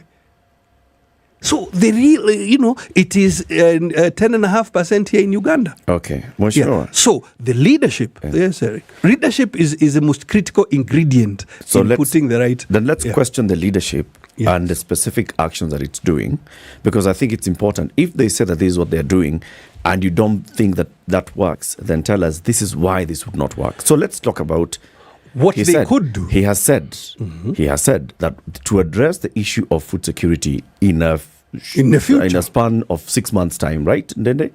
Yeah. For the next harvest, they are looking at input, subsidize farmers and the fertilizer for the farmers to address that, so that farmers then can manage to grow food, and then we can boost our food security, and we also deal with what else are we dealing with? Rice. What else are we dealing with? Edible oil. Edible oils. And much more. Do you have issue with any of those three? Indeed. What is your issue with this fertilizer subsidy? The fertilizer subsidy is not a new idea. In my when I was in Parliament in 2008, there was a big scandal involving the Ministry of Agriculture. And the big scandal had to do, in fact, with subsidized fertilizer and the delivery of. Okay? Again, you say, why don't we compare? Malawi did a far better job in running a fertilizer subsidy, and they did, in fact, succeed in more than doubling their grain production. But what we did, because of the administration of it, and this is why people have been advocating that why don't you use electronic vouchers, so that you remove the human intervention and the possibility of corruption and so on. Now, so fertilizer subsidy is not a new idea. Okay, so you agree that it's a good idea, because you people also tried it in 2008.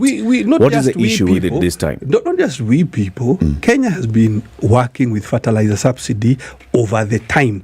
The fertilizer subsidy will work if the rest of the, for example, the irrigation side, so that we are not, for instance, now, hopefully the rains will take hold, but if they don't, this is going to be one of the worst droughts. What I'm hoping to hear. Yeah, hear me. See, you have asked me. Can I answer? Yeah, take actual issue and point the fault and where it is. The fault is like this. Point number one. Government sets the inflation expectations by giving a legal notice on price stability. What government should do is move it from 7.5 to 0. Who are the doers? The CS Treasury. If he's not moving fast enough, Parliament can take action and ask him to come and explain. So, action one. Action two. Edible oils. By the way, edible oils is mainly Malaysia more than Ukraine, but grain is Ukraine because we buy most of our wheat. But Mheshimiwa, if I may just chime in, the truth is Malaysia had a moratorium on exporting some of the inputs that we need for their palm oil. Yes, exactly. So and let's go there. Yes, let's go there. The solution has always been that we should produce our own vegetable oils. And this question has put us sometimes in conflict with our neighbors Tanzania, who also prefer to develop their own vegetable oil. So it's a longer term question. You are not going to, but it is to promote domestic production of. Now, what should we do? What should we do? We should remove edible oils from the special list of the common external tariff, which is what Tanzania has always been arguing that we stop doing, so that edible oils are treated as an intermediate product at say 10%, and thereby providing some promotion. Allow me to interrupt you here. Mm-hmm. You've been in the development world for a long time. I have. You're an economist. I am. In 1994, you were alive and well and kicking. Indeed. And you even had teeth, and you even knew how to insult people. Meaning you're a full-grown human being. In 1994? Yes. Yes. Exactly. Now, the government of Kenya sent a specific group of individuals to go to India to study how this thing we're discussing, India turned around in 3 years. In 3 years, they turned it around. Indeed. Yes, this edible oil, problem with edible oil, what you do and so forth. And they came back with an understanding of what ought to be done. Whether you grow sunflower, whether you grow soya, whether you grow groundnuts, whatever it is, and how you make sure regions that can do this are given the input and the wherewithal to do precisely this. The byproduct given as feed to cows, meaning a 360 way of dealing with this. They came back. The government then, and this was there, because it was a government body that went, how this ought to be done has always been within the very ministries that are supposed to handle these things. It has never been done. I want us to go to the Kenya Oil Crops Development Corporation, it was called. 5 billion shillings worth of working capital was syndicated at that time. And then to support farmers let's go to the news. Let's go to the news, gentlemen. Yes. We'll come back. Our audience on KTN Home, please switch over to SpiceFM across the country, or you can follow the conversation on SpiceFM KE on YouTube and Facebook. We are live streaming that. It's 9 a.m. Ndende Nyoro and Derito Murithi will be here until 10. Time for the news. Spice up your life.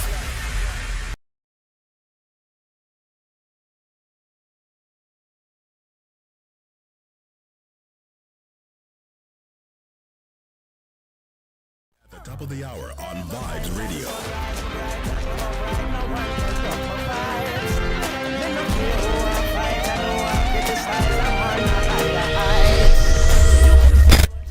Good morning, this is the News Wire. I'm Leah Ubaga. Police presence has been witnessed across the country ahead of the Azimio protests. A number of youth have been arrested in Nairobi CBD as they appeared to be preparing for the demos along City Hall Way in Nairobi CBD. Another group of youth has exuded confidence that the protests will help push the country in the right direction. Baba won the elections. There is no victory was for Baba. Today we are going to accompany Baba to the KICC. After which we'll take him to the office of the president. Therefore, after that we'll take Baba to the state house because we believe that Baba won the October 9th. People power! People power!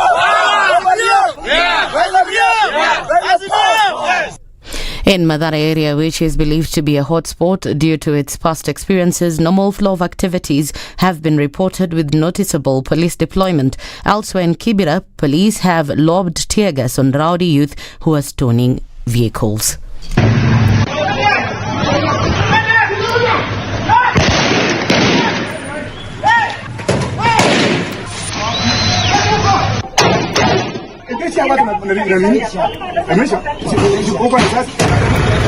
Meanwhile, Winnie Odinga, the daughter of opposition leader Raila Odinga, says she'll join the anti-government demonstrations set for today. In a social media post, the Yala MP wrote, Kenyans will meet her in the streets. While castigating Raila for calling for demos, Deputy President Rigathi Gachagua earlier dared him to allow Winnie Odinga to participate in the protests. This event comes as Raila and his counterparts have rallied his supporters to turn out in large numbers, saying this is the moment to take a stand for democracy and the future of our nation.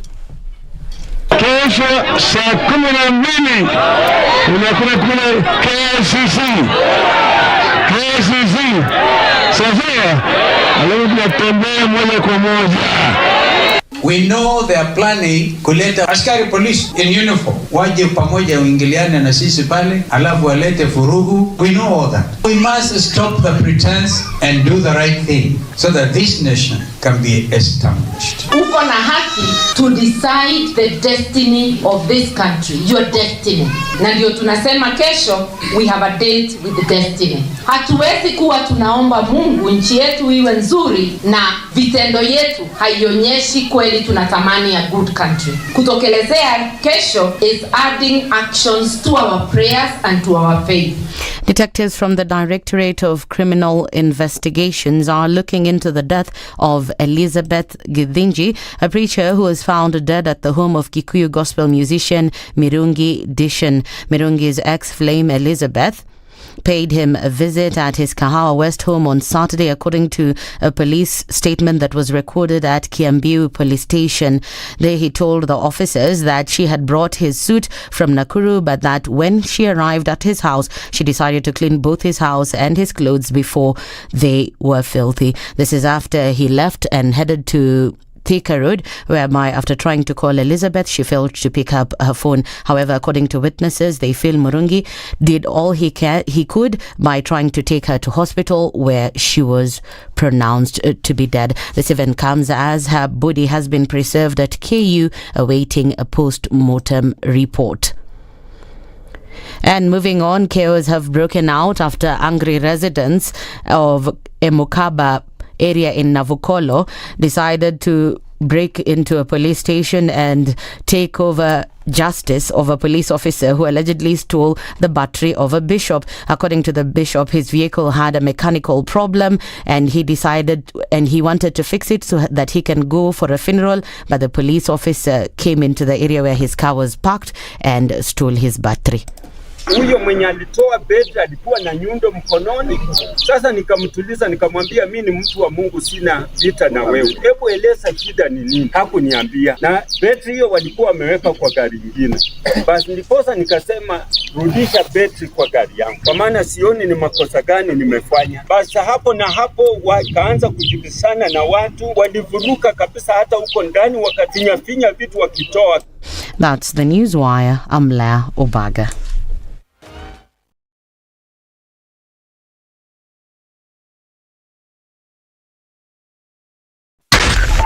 .4 Spice FM, Nairobi. Okay, so still not much in terms of traffic in the city today. Just a little bit coming off Jogo Road, going towards Landis, but nothing to worry about. You get out of that in mere minutes. On the Thika Superhighway, traffic coming into the city also not bad. Kiambu Road, I'm telling you, this is one for the books. Nothing on Kiambu Road this morning. A little bit on Wayaki Way, just as you approach Wangari Maathai at that junction getting into the city. Gitanga Road, a little bit here and there. A smidgen of traffic coming off Naivasha Road, but again, nothing to worry about. Let us know, regardless, what happens in your neck of the woods. Talk to us on SpiceFM KE on Twitter.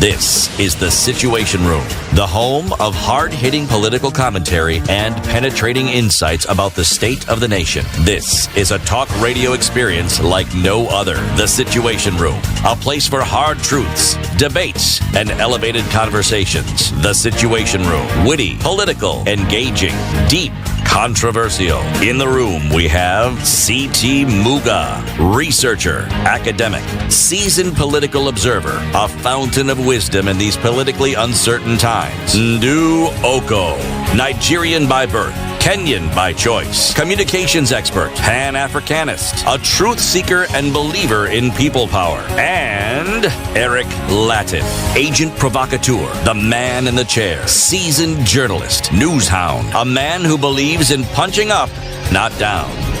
This is the Situation Room. It is the only way to... Good morning. Welcome to the final hour of the Situation Room this morning, 20th day of March, 2023. Where are you? So, still some roads are closed and all, and people are... Some of them are saying they're coming out to Andaman, others are observing from far. They are watching from a distance. From a distance, being a sitting room. Keyboard participants. yes. Sawa. Title middle class. Derito Moreithi, former governor of Laikipia County, the second governor of Laikipia County, and an economist, a former assistant minister, and an MSME development specialist, is our guest in the studio. He's here with the Honourable Member of Parliament for Keharu constituency, who is also the chairman of the Budget and Appropriations Committee of the National Assembly. They have just allowed Parliament to, the national government to spend something to the tune of 3.6 trillion shillings next year. And they've said only 3.6 trillion shillings, and for devolution, governor to get an extra only 30 billion shillings in the next financial year, and for the national government to get an extra 400 billion only. Anyway, to continue the conversation here with us on the country and what needs to be done and where the solutions lie, City, the day's Proverbs Tafadhali. Yes, we are in the country of Kenya. I think you know where all that is, East African coast. Because a man has injured your goat, you do not go and kill his bull. Because a man has injured your goat, you do not go and kill his bull. Surely. Lazima kila kitu evita. But you know, Eric, when you think about it, if we just move aside from take politics and move just a little bit away from it, and look at a certain reality. You know, we keep talking about the people of Kenya being central to everything, the constitution, Niao, God knows what. Now, take that statement and package it and look at the situation we find ourselves in. People vote. Okay? Let's start with the election. Simple process. Happened recently, you can remember it. Yes. Voting all manner of people, MCAs, MPs, governors, senators, so that they can, delegated responsibility is what we call it, isn't it? Yes.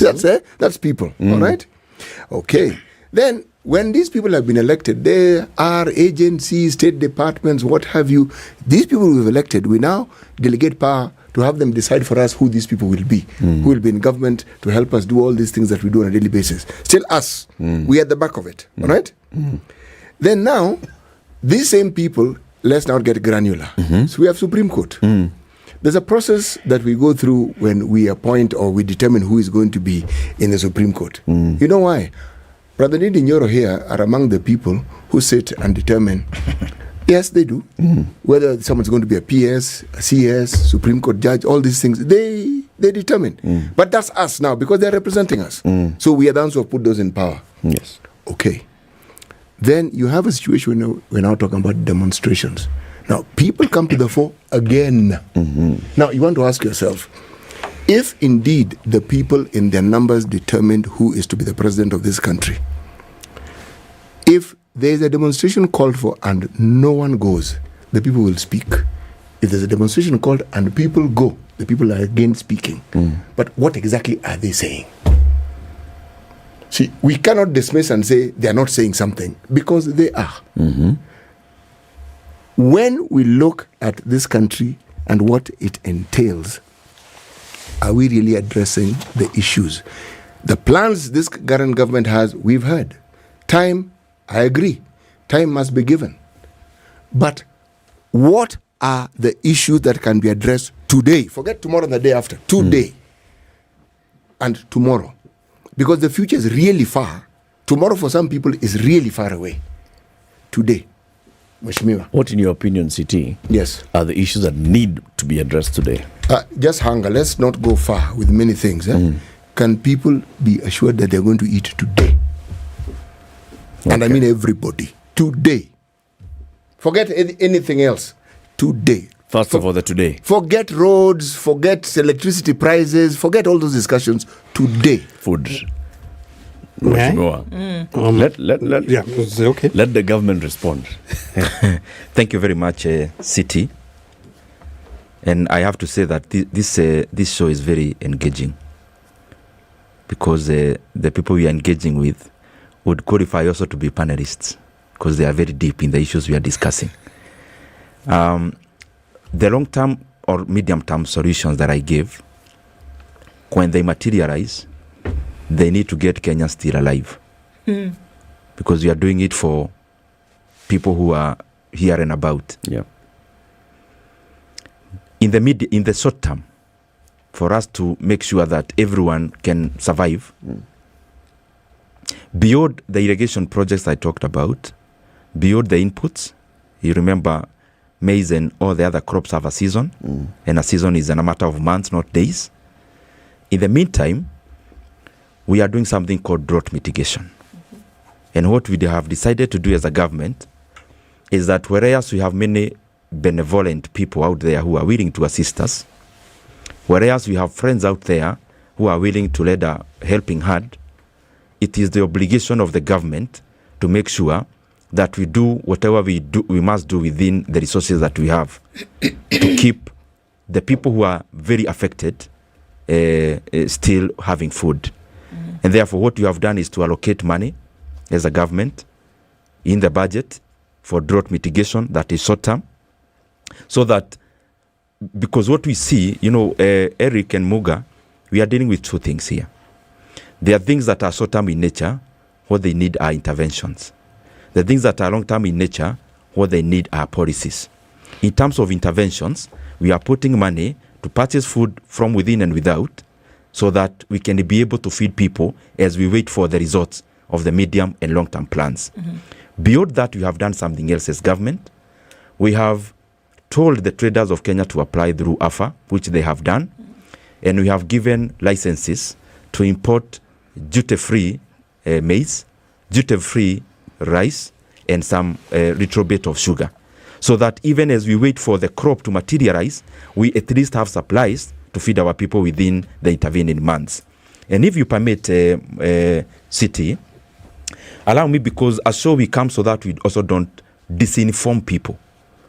And all of us here may give facts that are not necessarily very correct.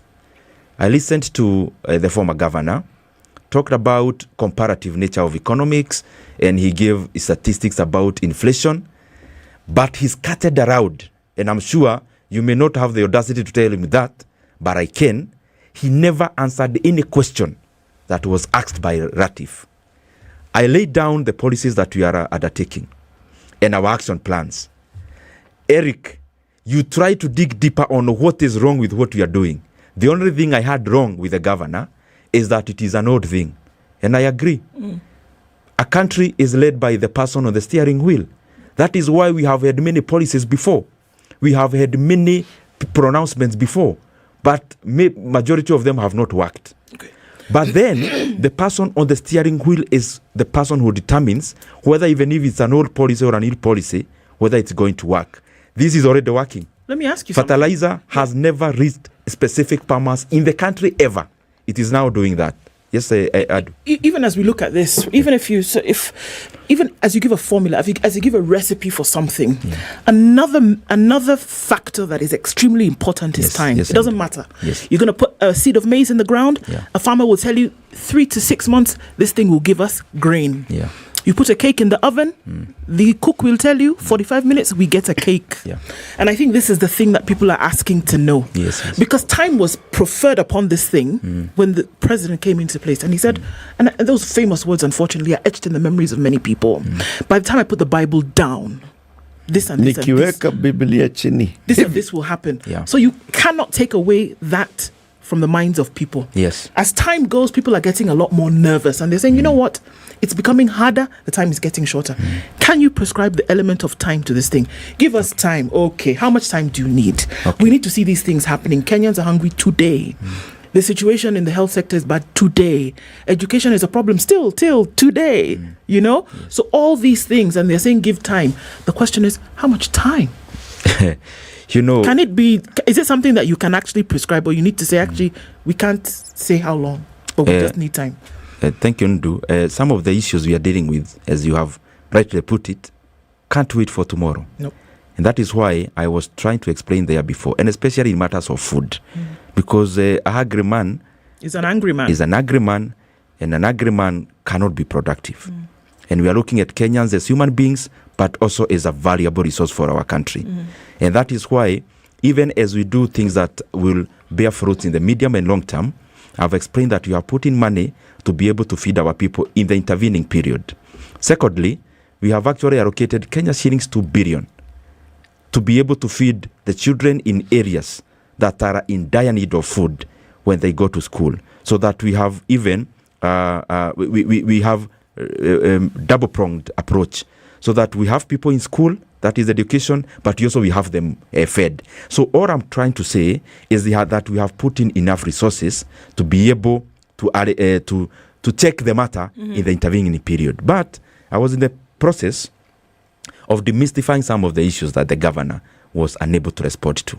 He was asked, I've talked about irrigation, I've talked about fertilizer, I've talked about edible oil, I've talked about what we are doing on the physical side. He never answered one question. He blabbered around, then went to Tanzania. Governor, Tanzania is not in Kenya. Whatever is happening in Tanzania is their policies. What I gave is our policies. Please respond to the policies as a Kenyan, because I gave them. And governor, an opposition always, even when we were in opposition in quotes, you must sharpen yourself. You have to package yourself as a government in waiting. You cannot come to a show, the government is laying down their policies and you have none. Then you are going for a maandamano for what?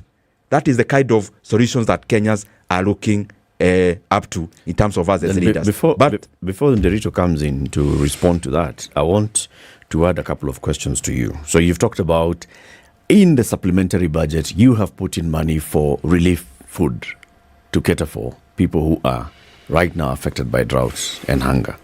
You have allowed duty-free importation of maize, rice, sugar, and other commodities.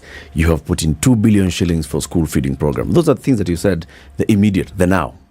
So, for food relief, how many people today are receiving food relief from government today? Do you actually have that figure on the ground? Because we saw members of parliament from these ASAL areas 2 weeks ago addressing the issue of food and not being able to distribute food to their people. The issue of duty-free imports. The duty-free importation, the deputy president himself has said, in fact, now we are stuck because there's no maize in the market. We are looking at how we can allow the maize millers to go into the market to buy maize that is not available in the market, and all those questions. The promise was by the Minister for Agriculture that by February would have maize, rice and sugar already in the country, and the prices of these commodities will be dropping. We are in mid-March. Those prices have not come down. We have not seen progress on the importation of these commodities. What gives? I go? Yes. Eric, the issue about the beneficiaries of relief food, the background is that we are facing a famine and a drought that is unprecedented for the last 40 years. However, the approach we have seen in government is also unprecedented. In terms of scale and size, we have never seen the kind of government intervention we are doing this. We are seeing this time. And remember, previously, what the governments have done is to fundraise. Yes, we have done a little bit of that, but I can assure you, over 95% of the resources that we are appropriating in terms of short-term drought mitigation is government money, is Kenya's money. So I may not have the figures in terms of the numbers of the beneficiaries, but in terms of the grad, or in terms of the budget, we have allocated, like in the supplementary budget alone, the money we put in there to be spent in the coming months is over 7 billion Kenya shillings, so that we are able to support Kenyans who are in dire need of that support. But also, as we do that, we are not just doing that in terms of being the long-term plan that we have. We are doing that in this current period, in the current months that can't wait, but also we have also allocated money so that we do not find ourselves in the kind of situation we are in terms of the long and the medium term. Secondly, we have allocated, and I said, we have covered 2 billion Kenya shillings for feeding program for primary going children in the very affected areas. This one we are covering all the ASAL's counties and other pockets of poverty within well-to-do counties. That one is ongoing, is an ongoing project. We just beefed up the budget. The other one was in terms of supply chain disruptions in maize. You know, Eric, one thing I have seen, and I really appreciate Kenyans, is that there is no Kenyan that lives in the moon and comes in the morning to do their business and then goes back to the moon. including us leaders, Kenyans are very, very understanding. They are understanding to the fact that we know for sure maize come from farms. I've been able to scatter out where do maize come from. If you go to areas, for example, like Zimbabwe, and by the way, I want to correct the governor, the inflation in Zimbabwe is no longer in the triple digits. Yet it's high, around 92%, but it is lower than the 2 that you gave, because they have been able, in terms of the Arab blood, they have been able to produce enough food to lower that element of inflation that is food-led. So what I want to try to say, areas that we usually get maize from, some of these areas are also struggling to feed their own people. There is a global shortage in terms of maize. What the government did is to give permits for people to import. The truth of the matter is that majority of these people are still holding on to permits, but they have not been able to find source. But there is good news on the other side. As there are constrained supply chains in terms of maize because of scarcity, then there is abundance of rice. Majority of the people who were given permit to import rice, most of them have been able to bring rice to the country. And if you check the prices of rice, they are reasonable. But we must not get lost in this hulabaloo to the fact that the cost of unga has actually clamped down. It is marginal, yes. It is marginal. It is not desirable, but at least it has come down. And that coming down, though marginal, gives every Kenyan hope, including myself, that clearly the cost of unga will continue climbing down. And especially it sounds like you're saying that because of government interventions, because that's what you call them, the food prices are bearable. The cost of living is bearable. Is that what you're saying, Mheshimiwa? What I'm trying to say is that the government, we are alive to the conditions that our country is in. Okay. And what Kenyans are going through. There's no maize, we there's have abundance done of rice, there's all these things. Is the cost of food bearable? That's the bottom line. Like City was saying, won't we today? Whether you tell us that people are holding on to permits to import, whether they say the price of rice is now okay, or it's okay. Is it okay that everybody, we previously had the MP for for Embakasi North here, telling us that people of Dandora are just like everybody else. They cannot afford to buy food. So all those things that you say, Mheshimiwa, are the people actually feeling that the cost of food is being addressed by the government? Are they feeling it? Not what you're doing in Parliament. Can I just add something to what you're saying? Yeah. Kiaru, where you come from, is one of the places in this country which has more rivers than they know what to do with. Plenty of rivers. Really. One could ask, okay, Mheshimiwa, the water that's available, I'm certain is being put to good use, but do you have people in Kiharu who need food support, who need to be fed? City, thank you very much, and Latif, because when we come to such shows, we are also informing Kenyans and exchanging ideas for the betterment of our country. There are some issues, and I start with the city in terms of Kiharu. Some of these counties that are deemed to be well-to-do also have pockets of people that need support. The kind of situation which is nature-driven that we are facing currently, drought and famine, it knows no color, it knows no language, it knows no family. It cuts across. And therefore, some of the people who have previously been able to fend off themselves from their farms have not been able to do that, purposely because of how nature has treated us. What are we doing? In terms of Kiharu, answering city directly, is that you may have heard about a program we have in Kiharu called Kiharu Masomabora program, where we put in government money, CDF money. We restructured how bursaries operate. We came up with a product where the day scholars are only paying 1,000. How am I answering this question? Is that now these students are able to eat in school from Monday to Saturday. It is, yes, a policy, but also round up as an intervention. That tells you, yes, there are people that need support, and we are doing whatever we should to do that. In terms of Ratif, are Kenyans feeling? Are we comfortable with the current situation? If we were comfortable, we would be doing nothing about it. Okay. The fact that we are doing a lot about it, it means there is room for improvement in terms of food prices, in terms of supply chains, and basically we are not sleeping doing that job. Or it could also mean that you would, as let's say Parliament, for example, raise voices when it comes to things like, 50 chief administrative secretaries being brought into government when the initial response was for 23. And you could say, you know what, this would affect the wage bill significantly. And here we are saying that Kenyans are suffering. There's extra money that could be mopped up to do something else. Maybe if we heard things like that, then people would be more convinced that there was concern or that the government of the day was not tone deaf to some of these issues. But we don't. So that could be another issue, right? Even as you think about that. Thank you. I want to ask you as well. I look at mass actions on the continent that have yielded something.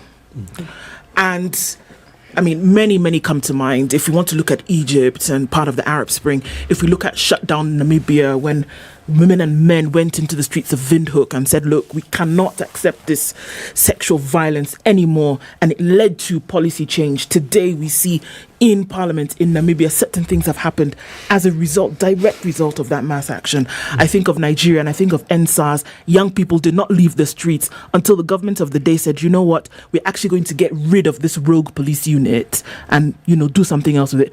Whether or not the same police officers were brought into another unit, but we saw response, right?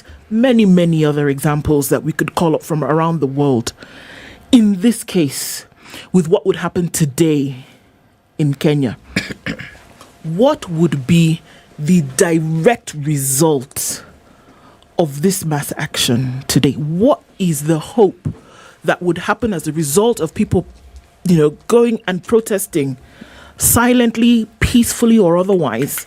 What can we say that it would actually yield something? And then we would say, actually, you know what, if these prices of food that are so high, if people need something to eat today, and we're saying, okay, mass action would then equate to these things actually being done, then maybe we say, absolutely, I doff my hat, go ahead. Can we see that would happen as a result of this? First of all, the answer is yes, and let me expound a bit. Citizens globally have an innate right to be able to express themselves about what is going on, about performance of their governments. Absolutely. It is clear Kenyan citizens are not happy with the performance of this government. The importing food, and we should, if we don't have, we have to import. But remember, this food, you are paying for it most likely in dollars. Shilling to the dollar, in just 2 years, we are from 100 to 145 now. So that whatever you are buying is probably 40% more expensive than, say, a couple of years ago. If you look just in the last 5-6 months or so, the shilling has dropped from 117 to nearly 150 now. So that those food imports are all the more dearer because of the inability of this government to deal with or to control exchange. Now, of course, you can say time, which is what they have asked for. But I want to take the example of the UK. The other day, a British Prime Minister was voted and she lasted on the job a month and a half. What really went wrong? The minister, the British Prime Minister, her finance minister announced a policy that the markets reacted very negatively to. And it led to the depreciation of the pound by what percent? 1.8%. Not even 2%. 1.8%. And that was enough for Parliament in the UK to say, look, we do not support you any further, and for the Prime Minister to resign because her economic policy is not working. And here we are talking about moving from 117 shillings to the dollar to nearly now in the market 150 to the dollar. But I want to go back to this accusation leveled on me that I didn't tell you what is wrong with what government is doing now and what should be done. Okay, I'll start again where I started. Government is the one that creates inflation expectations by setting a legal target. Government should revise it from 7.5% to 0%. Secondly, government has said they want to focus on supply side, meaning production. But Mheshimiwa and all of us here have repeatedly said, if we don't survive today, then those long-term solutions are meaningless. So we must support the consumption side today, to which government is saying that is why we are providing for duty-free import of food. And that is fine, except you must do it in a transparent and open manner, because we know our history as Kenya, that this importation of food, importation of fertilizer has often been the source of corruption. Now, a big question being asked of government now. You have chosen, for example, Kenya National Trading Corporation, which is a government entity. Okay. Why is it that you're not letting not just that entity, but open it up so that it is competitive? Because competition generally has the effect of moderating or bringing down prices. So that's what they could do better. Yes, we must import food because we don't have enough. But you must do it in a manner that is not creating additional corruption. You must be willing to do some short-term support on the consumption side because people need to survive today. Now, 3.6 trillion. So the budget is not, as a global figure, the total budget is not declining. What we must then ask, what are we prioritizing? And we believe ourselves that even as government says they want to do some long-term supply side things, support consumption, some short-term consumption subsidies so that people are able to survive today. So you want like an unga subsidy? Not just unga subsidy, it is fuel, it is all the things that go into consumption and into pushing higher the cost of living. But the number one thing government must do if it is serious is actually reset the inflation expectations. Then this importation of food, open it up so that it is transparent. Then bring back some short-term consumption subsidies, for example, on fuel. Because yes, we don't produce oil, we have to import it. But we are importing it at a depreciating shilling. Finally, government has to restore confidence in the markets so that we are not looking at 180 shillings to the dollar. Let's take a break. Let's take a break and then you come and respond to the question. If people go onto the streets today, does it translate to what should they expect at the end of the day today? By midday today, okay, so sawa, watu wamejaa Nairobi kwa streets. Yes. And then you'll answer that. But let's take a Minute Maid break. Ndu, why Minute Maid? Because all the flavors giving you an opportunity to take an moment. All the fantastic flavors of pulpy orange, mango, apple, tropical, and saying with Minute Maid you can take a moment to de-stress. Do that. De-stress with Minute Maid. To de-escalate the stress. Please. 24 minutes to 10. Back shortly. Good morning. This is the Situation Room, the only way to start your day. Sleepwalking through the afternoon. Sleepwalking through the afternoon. Sleepwalking through the afternoon. Don't live life on repeat. Enjoy your break moments with Minute Maid Delight, a treat that awakens your senses and fills you with vitality. So fill those break moments with the indulgent sensations of Minute Maid, featuring delicious mango, tropical and apple flavors. Minute Maid, filled with life. Fly Emirates first and business class and look forward to a journey that's as incredible as your destination. Start your holiday with delicious fine dining, impeccable service, and comfort that's out of this world. Sip drinks in our A380 onboard lounge on flights from Dubai and beyond. Watch a movie and drift into a restful sleep in flatbed seats. Treat yourself to Emirates first and business class. Fly Emirates. Fly better.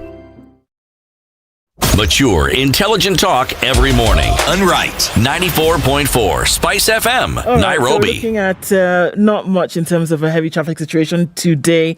There was a little bit earlier at that junction from Kiambu Road going up towards the Pangani underpass, but we seem to be all right. A little hold up around Wayaki Way, but again, that's going to dissipate within a very short time. So traffic, not a problem this Monday. Keep an eye on things through the morning because we will probably see hold-ups here and there, but fingers crossed. Knock on wood, let us know what's happening in your neck of the woods through the morning on SpiceFM KE on Twitter.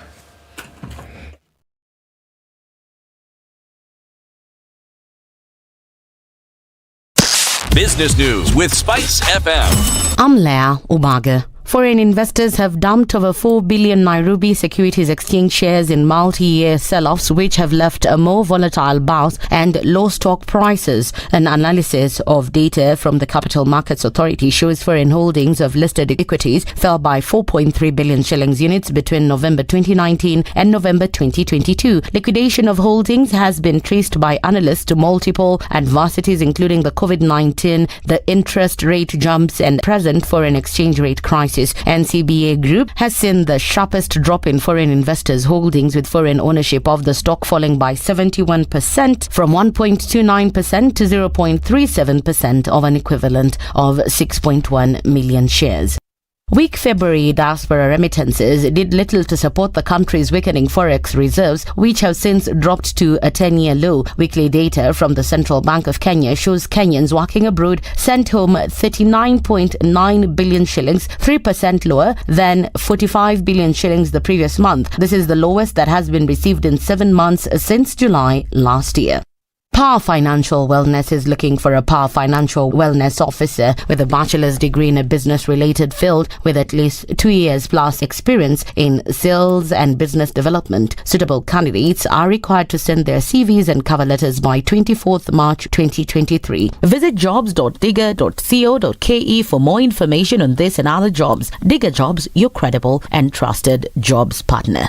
Spice FM Business. Mature, intelligent talk every morning. Spice up yourself.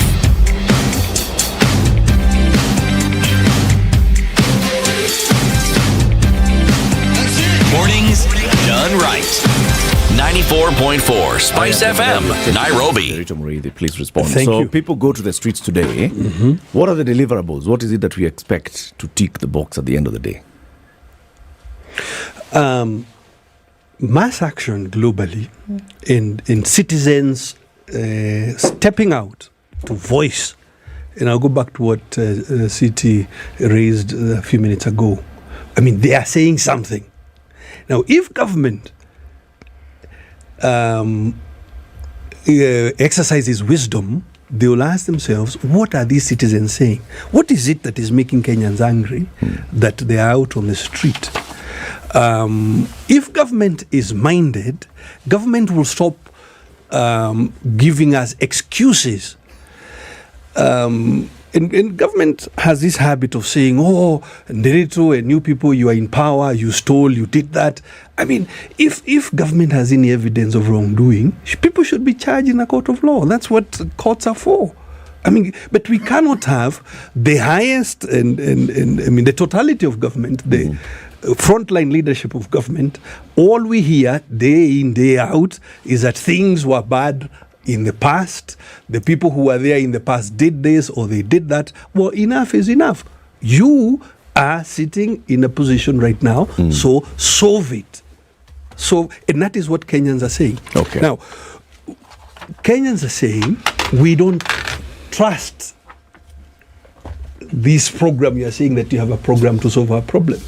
Kenyans are saying we are not really seeing, we are not experiencing a reduction in the cost of living. If anything, it is going up. Okay. Kenyans are saying the shilling has tanked, and we are not seeing any credible work by government to restore sanity in the exchange market. Kenyans are saying we are tired of blame game, and if anybody has gone outside the law, they should be prosecuted. We should not, we don't want to hear what we should be seeing is people being taken to court. Now, it's not just in Kenya. Today, in South Africa, they want Malema. Not Malema, the president. The one the president has. His name is Ramaphosa, yes. Cyril Ramaphosa. In Nigeria, out. they are also on the. In Tunisia, and Tunisia was a few years ago the spark of the Arab Spring. Again, what were people talking about that time? Cost of living, dictatorial regimes, and saying, look, you're not doing your job, and we no longer have confidence in you. And I just give the example. I know my colleague doesn't like examples. I just give you the example of what happened in the UK just 2-3 months ago. And we, as a nation, a lot of stuff we do, the way government is run, is in fact borrowed from the UK. Okay. Yeah. So what is it that the leaders of today's protests are demanding? What are they demanding? Are they saying that this government should resign en masse? Is it the executive to resign? Is it the president and the deputy to resign, to vacate office? We have a snap election. Are they saying that parliament has failed and so all members of parliament, 290 plus 47 plus 12, go home and we have new elect? What exactly are they saying? They are saying exactly this. Your time is up. You are not delivering for Kenyans. Kenyans no longer have confidence in you. That's what they're saying. So go home. And go home. And what they and we can go back through the issues, cost of living. But who has failed? Government, the president, the cabinet, executive. The executive has failed. So president and his cabinet go home. Yes, because remember, it is the president and his cabinet. That is who, when you say government, it's them. It's them. But Mheshimiwa, there's something that Mheshimiwa Ndindi Njoro raised, which we must, in my view, address. If you present yourself as the opposition, remember this government, when they were campaigning, presented themselves as the opposition, and they made promises. Those who were then gunning for the same seat also made promises. Right now, we are saying this government is not doing what they should do. What does the Azimio government in waiting propose to do better? We need to hear alongside going, we will do this differently. If these guys go home tomorrow, we will set this straight. We will set we will set this straight. The price of unga will do the other. Wheat will now do a tumble turn. It will rain maize. Yes, will rain. In fact, yes. It is. But first of all, you know, and no serious leaders should make false promises. So you should not promise that it's going to rain maize, because it's not going to rain maize. What you can do is be honest. Now, what would we do differently? You should. That's what we have been expecting to hear. Yes, and these guys are all this thing we've said. I have repeatedly said, so I will say again, the number one thing we'll do tomorrow would be to remove that inflation expectation that is created by government. And I explain how it creates it. Once it sets a target, everybody else in the economy uses that target. So that's number one. This thing is number not two, any different from the promises this government is making. Number because two, what you're saying, it'll happen in the future. Is it not so? No. Yes, if that rate is set today. If you set the rate today. Are today, you saying there'll be changes tomorrow? No. What I'm saying is that all contractual conversations, all wage negotiations, all pricing decisions in the future will. Yeah. So, number two. So where's the difference between you and this current government? Number two, we in importing food, yes, make it a transparent process that is less prone to corruption. Number three, reorient budget today so that you, in the short term, support the consumption side. Even as you wait for fertilizer to take effect and for maize to grow in 5 months. Put an unga subsidy. Put an unga subsidy today. Put a fuel subsidy today. With which money? Okay. Can I? Where this reorient the budget. Can I? This 3.6 trillion. This 3.6 trillion, is it not a budget? It city? Is. Yeah. So Can I? So okay. Yeah. Fine. Can I finish? Yes, please. There are more Okay. points, huh? Yeah, because fair is fair. Okay. Yes. Very good. This 3.6 trillion budget is what needs to be reoriented to ensure that Kenyans What are would you cut? surviving. What would you reduce? Oh, plenty of things. Number one. Let me start where our colleague has said. We don't need 50 assistant ministers. Yeah, and we actually don't need Assistant ministers at all. So I would start on the wage bill, number one.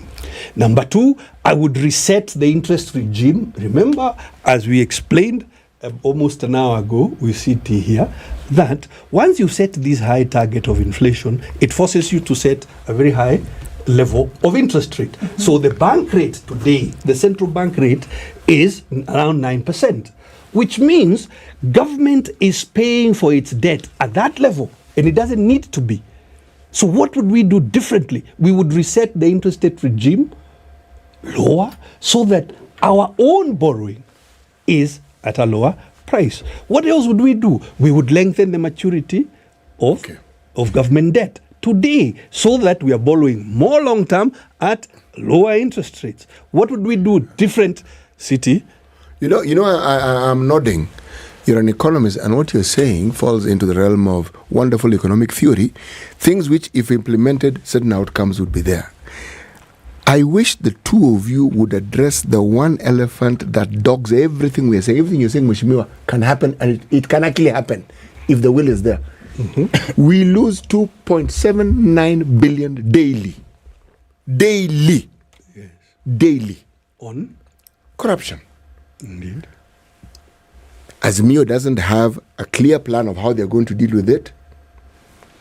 Kenya Kwanza said that's not their priority. Now, and it is the problem, because every time we have this discussion with budget, supplementary budget, money that has gone out, it isn't just this government or the previous one, even the one before it had this problem. Money is budgeted for, it goes elsewhere instead of where it should go. Now, surely, if we don't address this, even with the best laid plans of men and mice, will we have a situation where we will actually see the light of day? Ultimately, Kenya does have to slay, we have to slay the corruption dragon. And you can't help but see that many decisions being made today seem driven by other. I mean, take the example of this scandal in the offing about tractors from some place called Belarus. And you wonder what really is driving this decision. Yeah? It doesn't seem to make economic sense or to respond to the issue. We don't want to go there, Mheshimiwa. It's because we can point to similar things in the government that you are in. There's nothing to address them. Yes. Just a final point on what is required is the will. Yes. The question is, do current leaders have the will to deal with the question of corruption? When we have succeeded a little bit, and I wouldn't say we succeeded a lot, a little bit, it is because the CEO of the day would not countenance, would not protect people who are accused of corruption. That is how you saw legendary figures who are leaders in Kibaki government, like Murungaro, like Mwiraria, and other leaders who are very senior. And close to him. And they had to leave because of being mentioned in terms of corruption. Unless we can get to that level of commitment, corruption is going nowhere. Dende. Eric, I want to be direct to the point because I see our time is almost up. You asked the question about maandamano, then what? I was waiting to hear the answer. We still have time, maybe it will be forthcoming. He said, once you go home. I mean, from the leader of maandamano, who is now in the studio. Now, he talked about... He wants Ruto and Gachagua yes, and his ministers. I had to go home. In fact, I'm responding to that. Okay. He talked about promises, that people must keep promises. And I agree with him precisely. The leader who he was chairman for promised Kenyans that this time round, when the vote is cast and he loses, especially when he had the deep state especially when he had the president who is sitting, that he will accede to the will of the people and go home. Instead of going home, he's now in the streets. Please start by keeping that promise. Second, you asked about then what do you do differently? You know, Eric, that is the problem of having a good person like Governor Derito in a place where he is totally clueless on what happens. Because if you listen to the policies he's purporting he will do, then you have nothing to do. Call off the demonstration. Because number one, he talked about making imports. The import of food and in terms of maize, rice, and sugar, transparent. And I want to correct him. Unless maybe he jetted back to the country today. What KNTC is doing is different from the permits that we are given to other traders and millers 2 months ago. Kenyans already have these permits. It's not being done by government. It was an open process that everyone got. And you know the beauty about the current administration, you read on the newspapers. Even your boss here is doing a power station. We are not looking at their political inclinations. If they are adding value to the economy, we go with it. Okay. So we go with it. If, for example, you look at Shabal of Mombasa, you saw him the other day in terms of the housing project. He's one of the people actually doing the housing program. The point I'm driving home is that we never discriminated anyone in terms of giving the permits to import food. And therefore, you have no job to do there. The second job you did, or you purported to do, is to reorient the budget, ostensibly to attack the consumption side of subsidy. Governor, you were the chairman of Azimio, Jubilee, all combined. Last year, you did the same thing. Only, I don't want to say who does the same thing over and over, expecting different results. I don't want to say who because it may be deemed as an insult. You tried food subsidy in the consumption side. Your people gobbled up for $1 billion. Nothing is forthcoming. He talked about fuel subsidy, that they will come and now give fuel subsidy. You tried that last year, Governor. In fact, let me just bring you to speed. For the last 2 years, the government, you were chairman for Azimio and the Jubilee, they spent 141 billion Kenya shillings, ostensibly subsidizing oil and fuel products. What is the outcome? The fuel prices are the same today. There is no subsidy as it was then. He will come with other jargons, but that is the reality. Number is the three, subsidy gone? We are not the subsidy. We are no longer giving. What we are giving is arrears. You know, there are people who had been. That's all right, Mheshimiwa. Let me. Can I finish? Finish. Yes. The other issues that he talked about, I was listening. Kenyans are speaking. Kenyans are going to the street to speak. You know, you want to throw this government out. You and who? That is the point. Because Kenyans spoke in the legal manner they speak in August. And the legal manner they speak in terms of installing a leader and discarding a leader is through the ballot. And the same people, you know, they speak with the same mouth, different things. When they come to purport wearing a jacket and suits, we are defenders of the Constitution. We are Puritans, constitutional Puritans. We are this kind of people. The same fellows, they go and church, they come with the battalion clothing, then they say, no. We do not recognize any institution. No. IEBC, you don't recognize it. Governor, at least tell your leaders to be a bit consistent so that then Kenyans can believe them. And if Maandamano is so good as it is, Governor, you'll not be here in studio. You'd be in Maandamano. And especially with the people closest to you, because as you purport, it is a very good thing to do. Third, let me tell you, Governor, and hear me clearly. The only reason you are going for Maandamano, or the leader for Maandamano, Mzee, is calling for Maandamano, is not for the many reasons you purported to give but never did. It is for one reason. To be called in a place like this in a boardroom, aulizwe mzee unataka nini? Is that the case? Mimi nataka serikali. Is that the case? I can tell you there is no better way to judge the future. Is that the case?